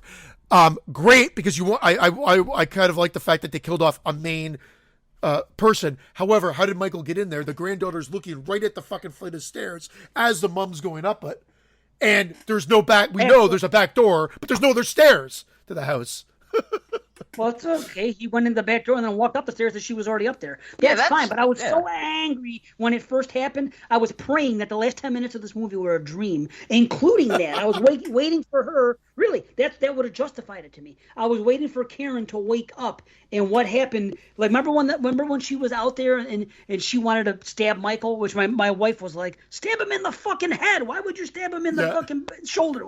So I'm thinking, when they told her, go be with your daughter, I was hoping that everything that happened after that, the fucking Undertaker it was just like a casket match. Undertaker fought fucking Yokozuna in this casket match in the fucking 90s, right? And all of a sudden, every bad guy in the Federation came out to try to bury him, and he beat them all. And it was stupid then, and even in wrestling, and it was stupid in this movie. So when I'm seeing this happen, and then at the end, I'm like, none of this makes sense. A minute ago, she was on the steps holding her daughter, how the fuck would he get up there and go there and go up there? So I'm watching this, I'm like, please have it cut where she's still in the street about to do this, and this last 10 minutes has been a dream sequence, and then she comes back to. And it didn't happen, and I was so angry that when I typed all that stuff to those guys, and I said if I would have paid, as much as I loved the movie until the end, if that would have been the way it ended, and that would have been the taste of my, if I would have saw this in the theater, I would have left pissed off. It would have ruined a fucking great night because I was enjoying it so much. To have that ending, I would have left the theater and been mad that I went to the theater to see it because of that fucking shitball ending. However, I don't hate it as much now, and I've talked to them a little bit, and I watched it again this morning, and I can see how it is plausible. And I've excused other things in other slasher movies that are worse than this. If I watched Halloween 4 or 5 or whatever. So if I'm not gonna, you know what I mean? So that doesn't bother me. It's better now. It's still too much Terminator. It was too far. And about Miss Chambers, there's two things. Miss Chambers, when she does her fucking thing, here's how I rationalize this. The people that were there in the bar that night, and again, B complained about it. These people have been meeting in this bar every year. It's a local bar. They've been there all this time. Every Halloween night, because they are the survivors of this night. The only people that saw Michael Myers and lived are in this bar getting together to fucking talk about their trauma. Marilyn, oh my God, Marilyn Chambers, the porn star. Yeah. Anyway, Miss Chambers is one of those people that had a confrontation with Michael, got grabbed in the fucking throat in the car. She's one of the few people that fucking met with Michael that night and survived. Why is it a problem that she be part of that crew? Here's how I think they would have gotten together. It's modern times. There probably would have been a group fucking meeting, survivors of trauma. They got Facebook together group. and people that... Well, whatever the fuck it is, they got together, they became friends with her. I can buy that, yeah. That's what I'm saying. It's not... The Saw 7 route? It's not implausible. That's all I'm saying. I could see her being there. And then when she said the thing, this is for Loomis, what happened right after? She went to shoot him and the bullet didn't go off, or it was out of bullets, right? She didn't shoot him. Yeah. So if you want to call that fan service, basically, I think they pull the reins a little bit by saying, okay, this is for Loomis, and then nothing. I think it's almost not I get that. But there's just Lessons. like... And then there's like Brackett gets the everyone's entitled to at least one good scare. I mean the repeat of the lines. Waiting. I'm actually okay with the Michael coming back and slaughter sequence. I'm okay with that because of the way that they did it with the story and the voiceover. It worked. I just don't understand why they needed. They like again they're trying to wedge this parallel between the daughter and his sister and her going up to the room to validate everything. And I think it could have easily been her just going back to her daughter and saying, listen, I'll be right back for you. I just want to make sure everything's okay. And going back and then seeing that everybody's dead on the road there. And then Michael Myers just pops up behind her and kills her.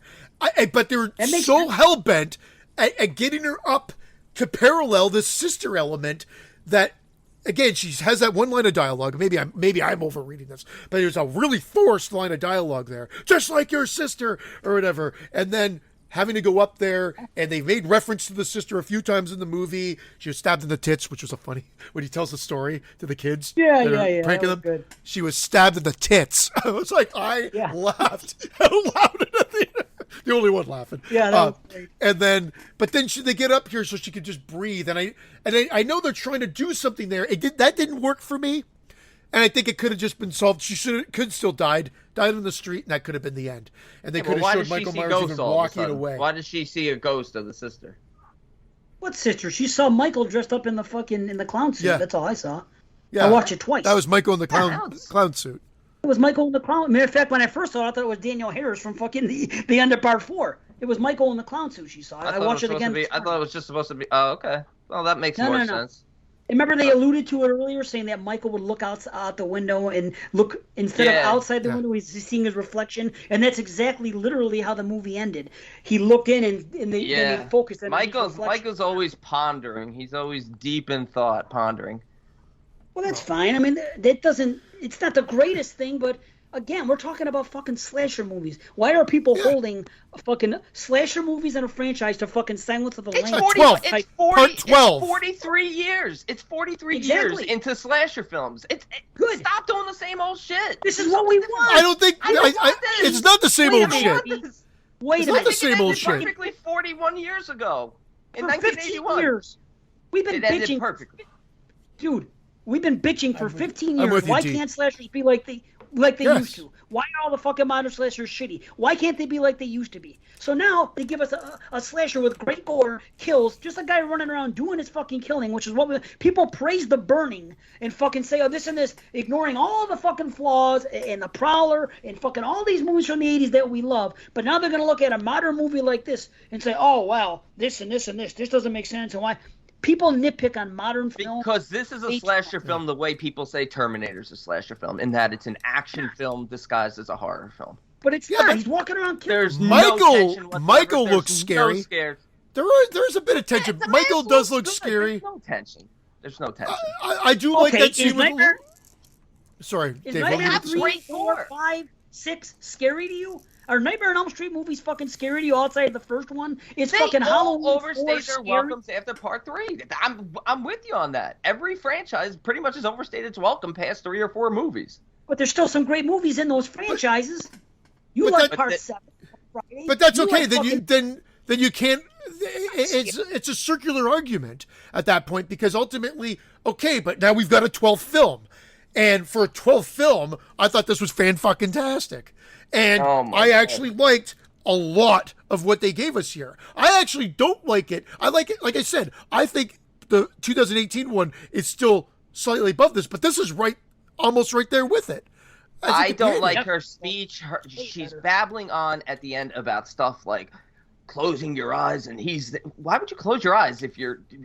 It makes no sense. And then she's Oh. talking about how he's supernatural and stuff, and the more you kill, it becomes very woke. This Guess mob what? justice mentality, terrible.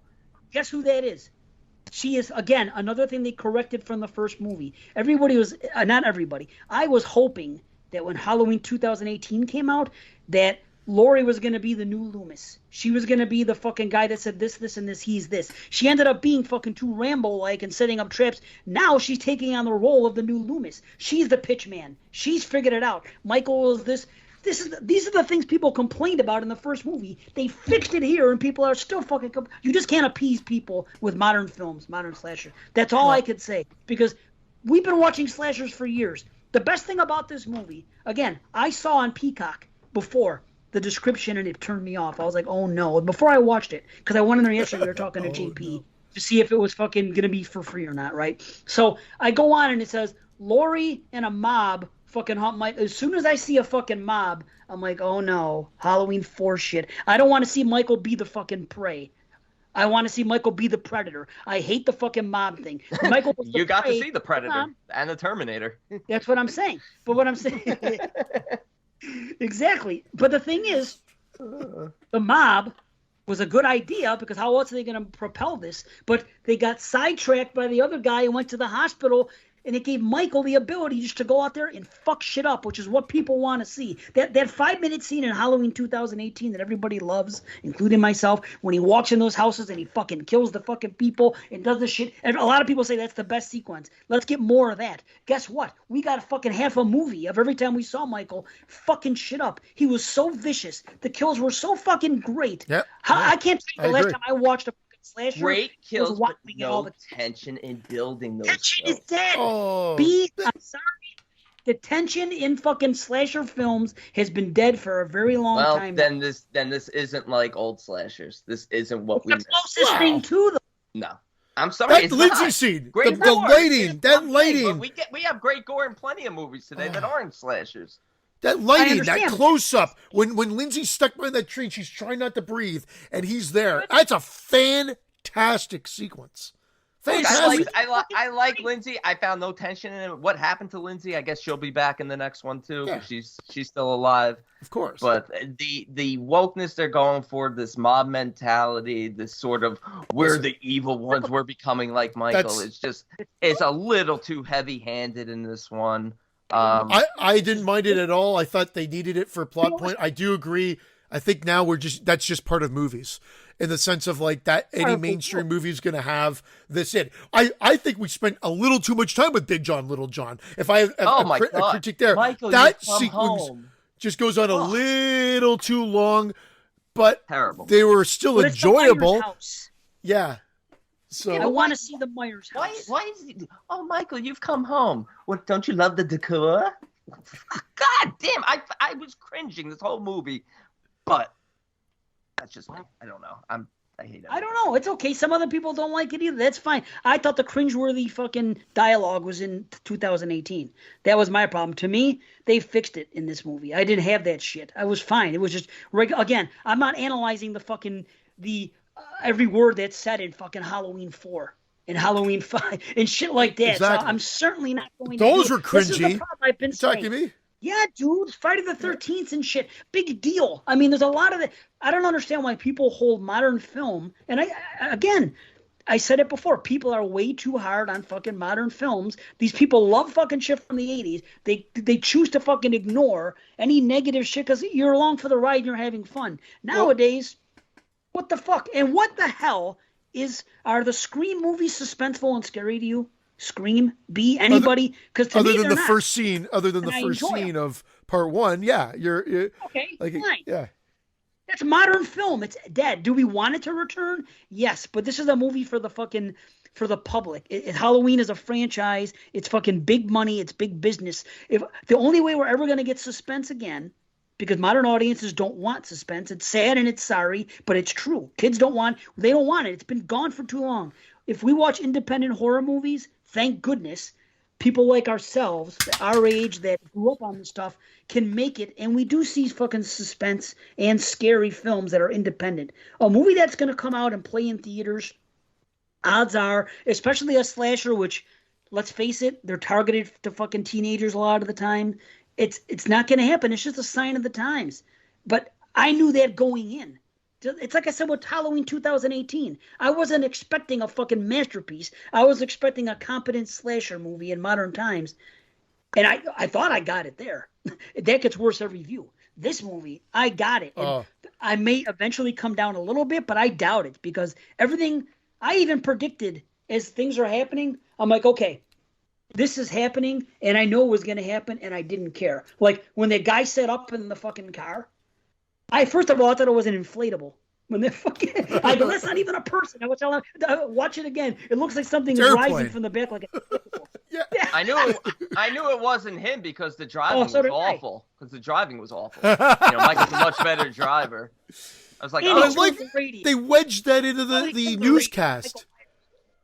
That they give you an idea of that. They're like, I love how they actually preface it with the newscast of saying this guy's missing. And Michael, and they do a great shot of showing you the face of the guy missing, but then they do the rack focus where it blurs out the screen, where they show Michael Myers' face, which was great. So us, the viewer, doesn't get to see it, but all the fucking people watching the newscast get to see it, which is fantastic. But so I like that because then they bring him back in. So I thought that was well done, man. Yeah, man. One thing I'll agree with you guys on that I really do like, that I like is the voiceover in conjunction with Michael rising again.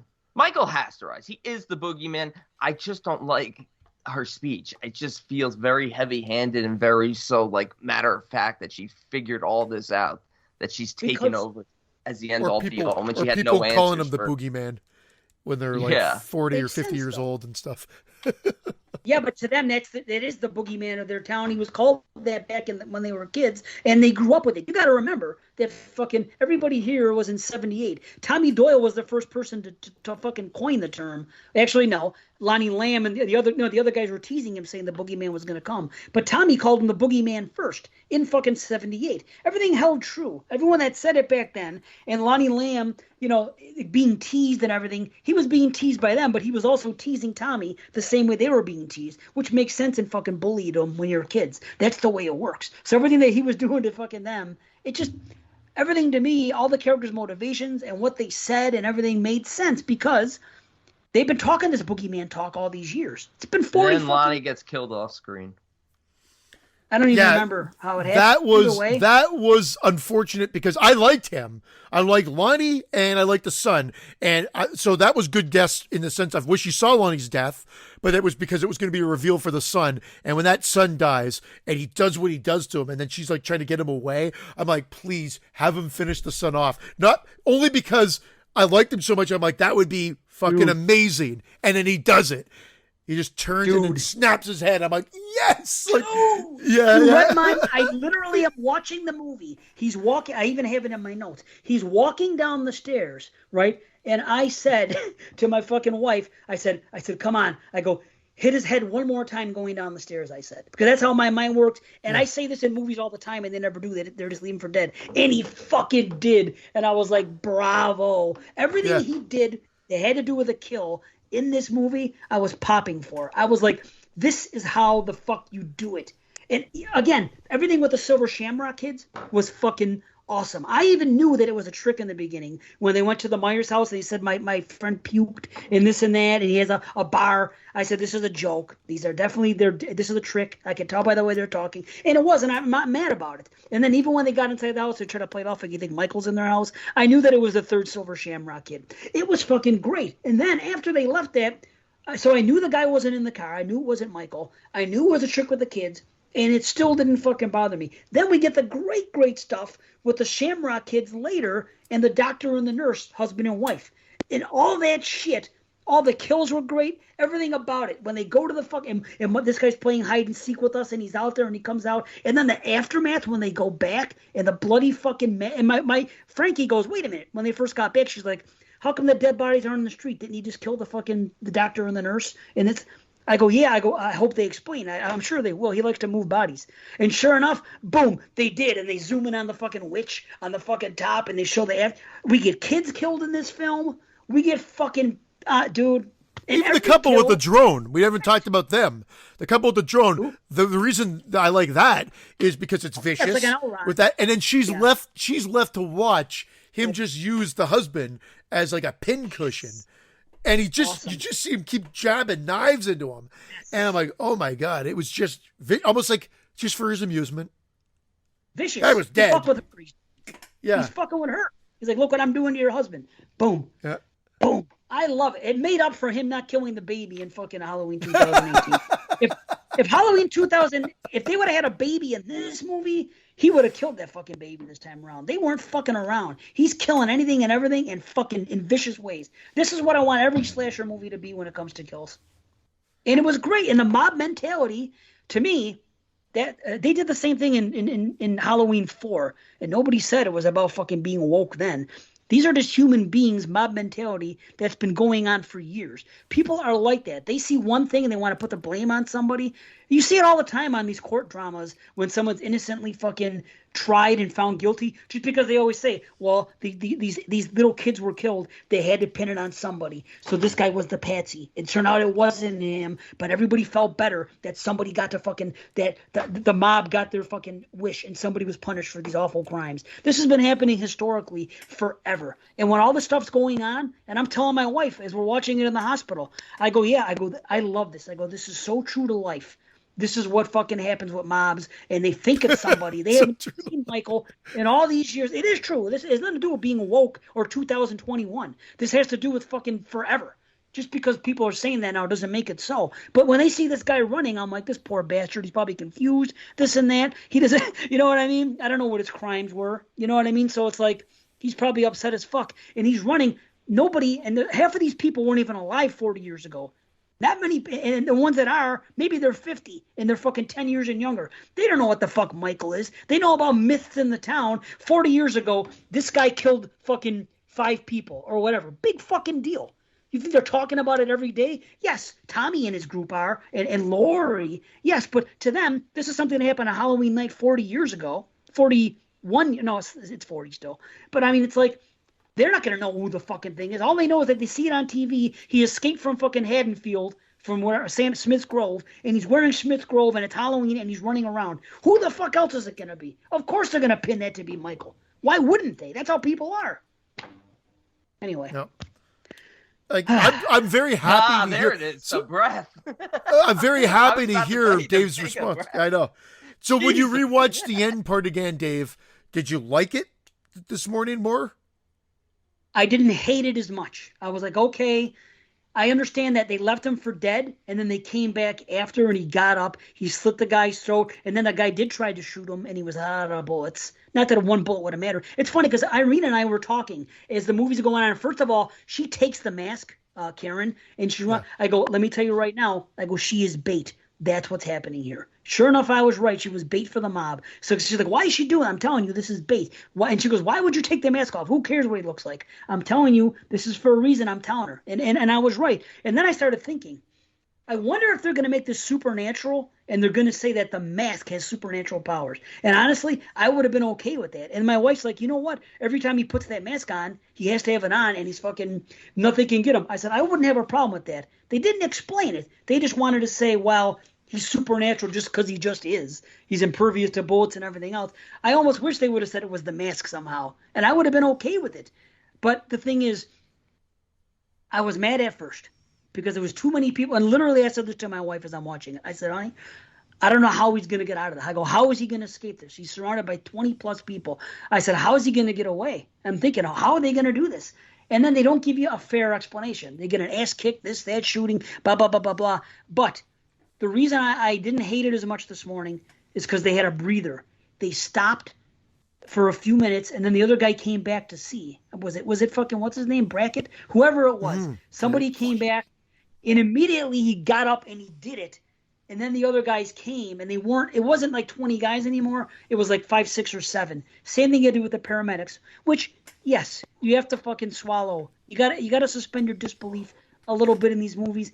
And it was a little bit easier. It's like an action flick type thing now, which if people can accept it in all these action flicks, which they blow and cup their balls and they watch Die Hard and Rambo, and nobody wants to critique those. But when it happens in a Halloween film, they're going to pick it apart. How about Absolutely. Or if this wasn't called Halloween and it was called something else, no one would be coming out so hard on this. It'd be the fucking movie of the year. Yep. Or the slasher of the year. It's not the movie of the year. Unfair critiques. What's that? It's unfair critiques of modern fucking movie fans. And 12th sequel. Or I like 11th Terminator, sequel. Michael. I don't mind it, but it does take away from tension-building scenes. The scenes where he kills the couples, the gay couple, the interracial couple. There should have been some tension built. When he kills the kid, that is one of the best kills in the movie. The funniest kill is, of course, the girl who shoots herself in the head. Yeah. Of course, another horror trope. Every gun is always out of bullets. But I think the ending makes sense, even if he was killing 30 people attacking him at once, because Laurie's doing that forced speech of, he's a supernatural boogeyman. The more he kills, the more powerful he gets. But let me interrupt. Let me say this quick, B, and then finish. Yeah. As she's saying this, she's talking to what's his name, and he goes, "If we only knew back then what they know, what we know now." I believe that scene is taking place in the aftermath of what we see here, and they're reflecting on it later, and that's why she's having that conclusion. That's just my thing. Proceed. I'm sorry. I just wanted to put that out there. Wait. Say that again. I'm sorry. Oh, I see what you're saying. You're saying that the massacre's already happened, and they're reflecting upon it now. And I'll tell you why. Because literally the guy says, what's the cop's name? Whatever the fuck his name is. Hawkins. Brackett. Hawkins says, if we only knew back then, he says, if we only knew back then what we know now, he said. So to me, I thought he was talking about 78, though. So am I. That's what he's talking about. Yeah. Wait a minute, stop. He is saying to Laurie, as she's giving that speech, as part of that speech, and she's saying this stuff, he says, if we only knew back then what we know now. Right? He's not talking about, he's saying if we only knew in 78 or even yesterday or earlier, what we know now, because she is addressing this after the fact of the massacre and the loss of her daughter. This is, to me, that's what they're doing. This she's coming to this conclusion because of the fucking massacre of him getting up and surviving and whacking the mob the night before or earlier. But if he's saying if we only knew back then what we know now, meaning we can't kill him. Yes. He's the one who saves him. He pulls Loomis's gun up in 78. So he did the right thing then. He should have let Loomis kill him, even though that scene looks ridiculous with Loomis all gangster, like, double. He had that gun turned sideways, like, I'm going to go all Loomis on your ass. That doesn't make sense to me. To me, Loomis would do that. And they might use that for the opening of the next one. They might show that, and then I see what Dave's saying, but Dave's saying if we knew then what we know now, I should have let Loomis just end it back then, and he wouldn't have become this boogeyman. Okay, all right. Right, because he's the one that saved him, and he does regret it, and he said that. But now they know that he's unstoppable anyway. The only way you're going to kill him is to fucking H2O him and cut his head off. He's unstoppable. How are you going to do it? They got to figure that out now. But they know that mere bullets and fucking bats and kicking his ass isn't going to stop him. And they know this. I don't know how they're going to wrap this up. How Going to cut his head off. What do you mean how? Fucking they've done it before. They'll do it again. It's perfect. Now they're really going to end it and bury it this time, which is fine. But honestly, they could have just as easily used this scene in the end of Halloween Ends and let him just fucking get gang beat in the street. Again, I'm watching this last night, and I'm like, man, this should be the end. It's too bad that we're being forced to fucking watch a third movie, because this would have been a nice, appropriate ending. But again, I've accepted it a little better on second view. It's fine. But that's all I'm saying. I think it ended nicely in Halloween 2, 1981. Well, it did. His eyes got burnt out there, but that's okay. That doesn't exist in this timeline, as we well know. And I really enjoyed it. Yeah, I liked how they brought that back. That's why I stand by this argument. I stand by the argument that I don't think they needed to ignore part 2. I understand that brings the brothers and sister element into it. But with all the changes that they've done, they could have had the attack continue, and they could have included all that carnage, which would have made more sense for her to turn into that Rambo person in 2018. And they could have just retconned the thing and made the joke and said, no, they're not brother and sister. Whoever put that in the file is wrong or whatever, and then just wrote it out. Corrected it wrong in that regard. At this point, what difference does it make? They've ignored all these other timelines. They ignored all the other timelines. Let me explain why. Because now it's just one night and it's only a few people killed. So now it doesn't have to have the infamy. Like, people complain now, like the things B were saying before. Everybody in town's going to know about Michael and how he looks and what he did and everything. It's just one murder, one night that happened fucking 40 years ago, and a couple babysitters were killed and a guy escaped the hospital. It's not going to live in infamy. If you include all the events of part 2, and then he followed her to the hospital, and then he killed half of the hospital staff, and then he did this. Now it's this fucking gargantuan thing that Haddonfield would never forget. This keeps it fucking mellow, because this stuff happened not all the time, but they even reference it. They even go out of their way in 2018 to say, "Oh, big deal! It was a guy killed 3 people one night. I know, small time. See, I like that. They put that in on purpose to minimize the events of part 1. Because of that's exactly, they do that in part 1 with the driving thing. That's why I forgive the driving thing. He was doing very well last night. You excuse it in a couple lines of dialogue. It's done. If you still have a hang up on it, that's on you, or whatever. But that's what a movie will do. Boom, done. And I like that line. So no, I think we got to wrap this up just based on time. And you got maybe the Knights of 78. But we're talking about the 2018, and we're coming off a pretty significant slaughter, and I'm sorry, I can't buy into it. I just think the story of Michael Myers enough. I think this small town feel, these people know and should know better. They're going to know that one guy escaped the fucking institution and killed how many people? Let me think about this. He killed the fucking sheriff's daughter 40 years ago. He killed the boyfriend. He didn't kill her. He executed her. Hold on, I got it right on my wall here. Halloween Massacre. He killed 4 people. Yeah. Big deal. 40 years ago, a guy escapes an institution and murders 4 people. The only reason it's significant, maybe, is because it took place on a Halloween night. That's fine. That's why it could still be in people's memories. And, of course, Tommy and the gang, the reveal here, that they still keep it alive themselves, and every Halloween night they meet here because it's a traumatic event, and they fucking get together, they talk about it, they kick back some drinks, and they cry in their beer. And that's fine. To me, that is realistic about it. There's no need to fucking overanalyze and be overly critical about all this stuff. Again, if somebody is, I can't stop you. I'm doing the best I can to fucking say, hey, it's happened to me. We've talked about movies before, and I didn't like a movie, and then you guys have said, oh, well, this, and this, and I've said, okay, you know what? I can accept that. That's fine.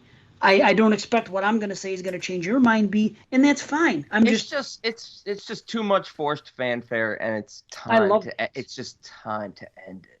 It's just time to end it. And that will be Halloween Ends. And they better not end it with a decapitation. They better. They better not. If they do, just don't have it here.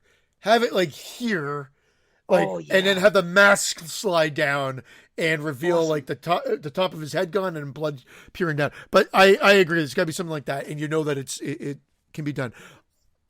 I've Did you thoroughly guys- enjoyed this as well. There's one other thing you guys just brought up that made me. Oh fuck! Fan service, Haddonfield. Yeah, Um, it was with the fan Changing service, of the but it's mind? okay. but let me But tell you about that's the fine, fans. it's Did fine. you guys notice the Haddonfield Memorial Hospital? They had the same fucking outfits that they had in part 2. That was great. And did you guys notice that one of the kids had a hockey stick at the end of the movie?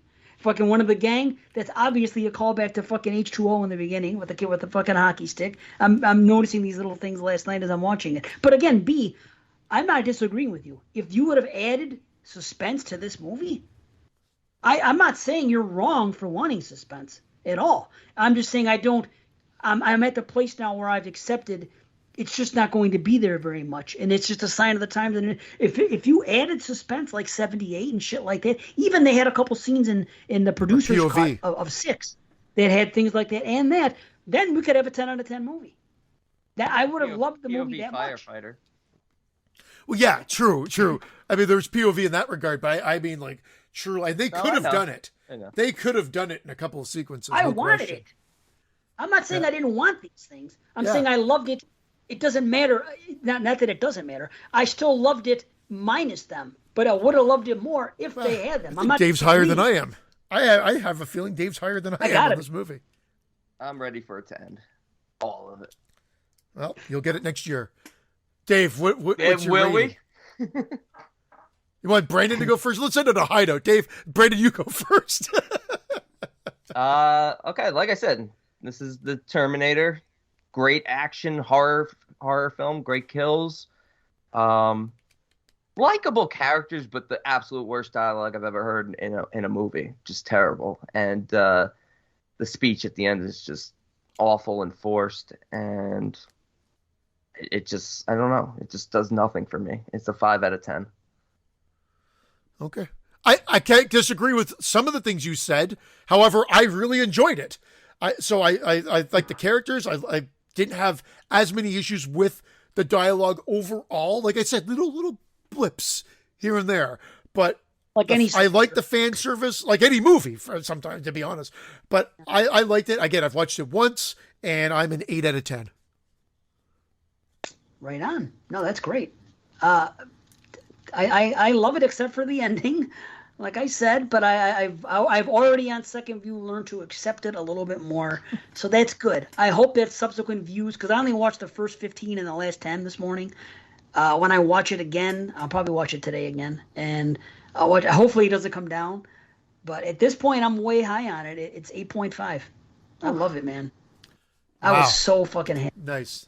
Yeah, Nice. the intro was fucking great too, and the pumpkin. See, this is what's great. They were smart enough to erase all the bullshit fucking intros of 4 and 5 and 6 and all of the other ones and bring back the pumpkin, which is, if you have that property, you have one of the best openings to any fucking film ever with the credit sequence with the pumpkin in 78 and what they did in part 2 with it splitting in the skull. I was so happy in 18 Part 5 did when they it. brought it back.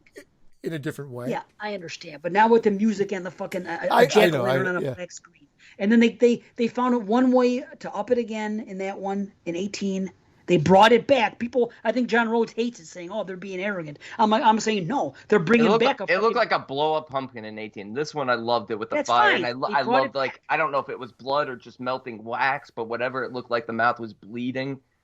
I Yeah. did If they love just that, had that but to crane me, shot if we're a little talking longer. again, like, and this is Halloween, like, if you're talking about how much you love the music and the credit sequence more than the film, it just missed the mark Not again. more for me. than the film. I'm just saying it's one more thing I like is that they were smart enough at Blumhouse or whoever to bring back. You had this property.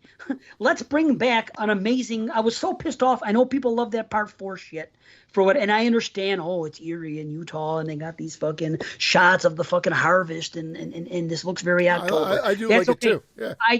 I get that, but compared to 1 and 2, it's like comparing fucking apples to fucking apple cores. It's so great to fucking you. what they did. For you, my daughter just watched these, And she's like, "Man, I hate these opening title sequences that take so long with What? it's a different generation, man." That's the She didn't have experience this of it. I know. Well, it's a nostalgia thing for us, but other people that are used to new wave movies, it's not going to always hit. It's the not always nostalgia. going to hit. That's why you two love it more. You two grew up on Halloween. Like I've said many times, I grew up more on Friday and Nightmare. Didn't experience Halloween till later Doesn't on. matter. When I No, saw my daughter Friday the loves 13th 2018 and this one the best. Those are her two favorite in the series now. She said it. She goes, "I think I like 2018 the best of them all." And Well, that makes sense. She doesn't have the nostalgia of the old ones, so she probably would watch the old one and find it a little boring. well, If we you watch watched. the We original watched. We try to watch all of them, but we watched 1, 2. I had to skip 3 because I was trying to go the Michael Myers route. 1, 2, 4, 5, and then we had to go right to 2018, and then this one to get to. I think any to new the horror fans release. or any young horror fans today would find Halloween '78 boring by today's horror standards.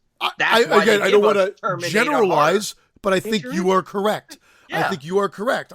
Generally speaking, I think a majority will find it dated and probably a little slow. I think they'll appreciate not it when they everybody, get older. but They'll dated. appreciate it more Yeah. when they get older. And look, my nephew thought Jaws was slow. He liked Jaws, don't get me wrong. But of all the horror films I showed him over the last couple of months, he loved stuff like Scary Stories to Tell in the Dark. He loved It. Yeah. He loved, Insidious, Goosebumps?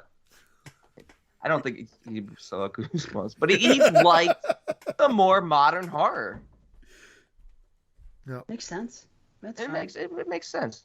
But like, He's it's not like just Jaws. fanboy shit. Like, because Friday the 13th remake come out, I didn't automatically love it because of nostalgia. I still, if I had issues, I still have issues. Like Halloween 2018. The more I watch it, the more issues I have. And now it's probably all the way down to like a 7 out of 10. You know what I mean? It was like the highest ever was a That's still 7.5. that's still pretty high though. I know it's pretty good. The I thing think here's why I think your ratings are still pretty high for nostalgia reasons. I just think it's a good slasher. That's all. I'm not too. I don't know. I don't think it's nostalgia. I just think it's a good killer and a good slasher, and that's all I want these days. They're hard to come by. There's not. Look around. There's really nothing. Well, you know me, I've really fallen out of love with the slasher genre. Not sure I was ever the biggest fan. I'm in a place now where I want more character development. And I thought this had potential. Like I said, I don't think any of the performances are bad. I know you said Anthony Michael Hall's was a little weak, but I didn't think I like Anthony Michael Hall. I just So found do that I. the I like him. I just found like the dialogue they've written for all these characters was just so off for me that I felt like, oh man, you shouldn't have even had Charlie Cyphers or Marion's character in there because it just felt like but pigeonholed. Pigeonholed, is but that the term? it adds to the small town feel.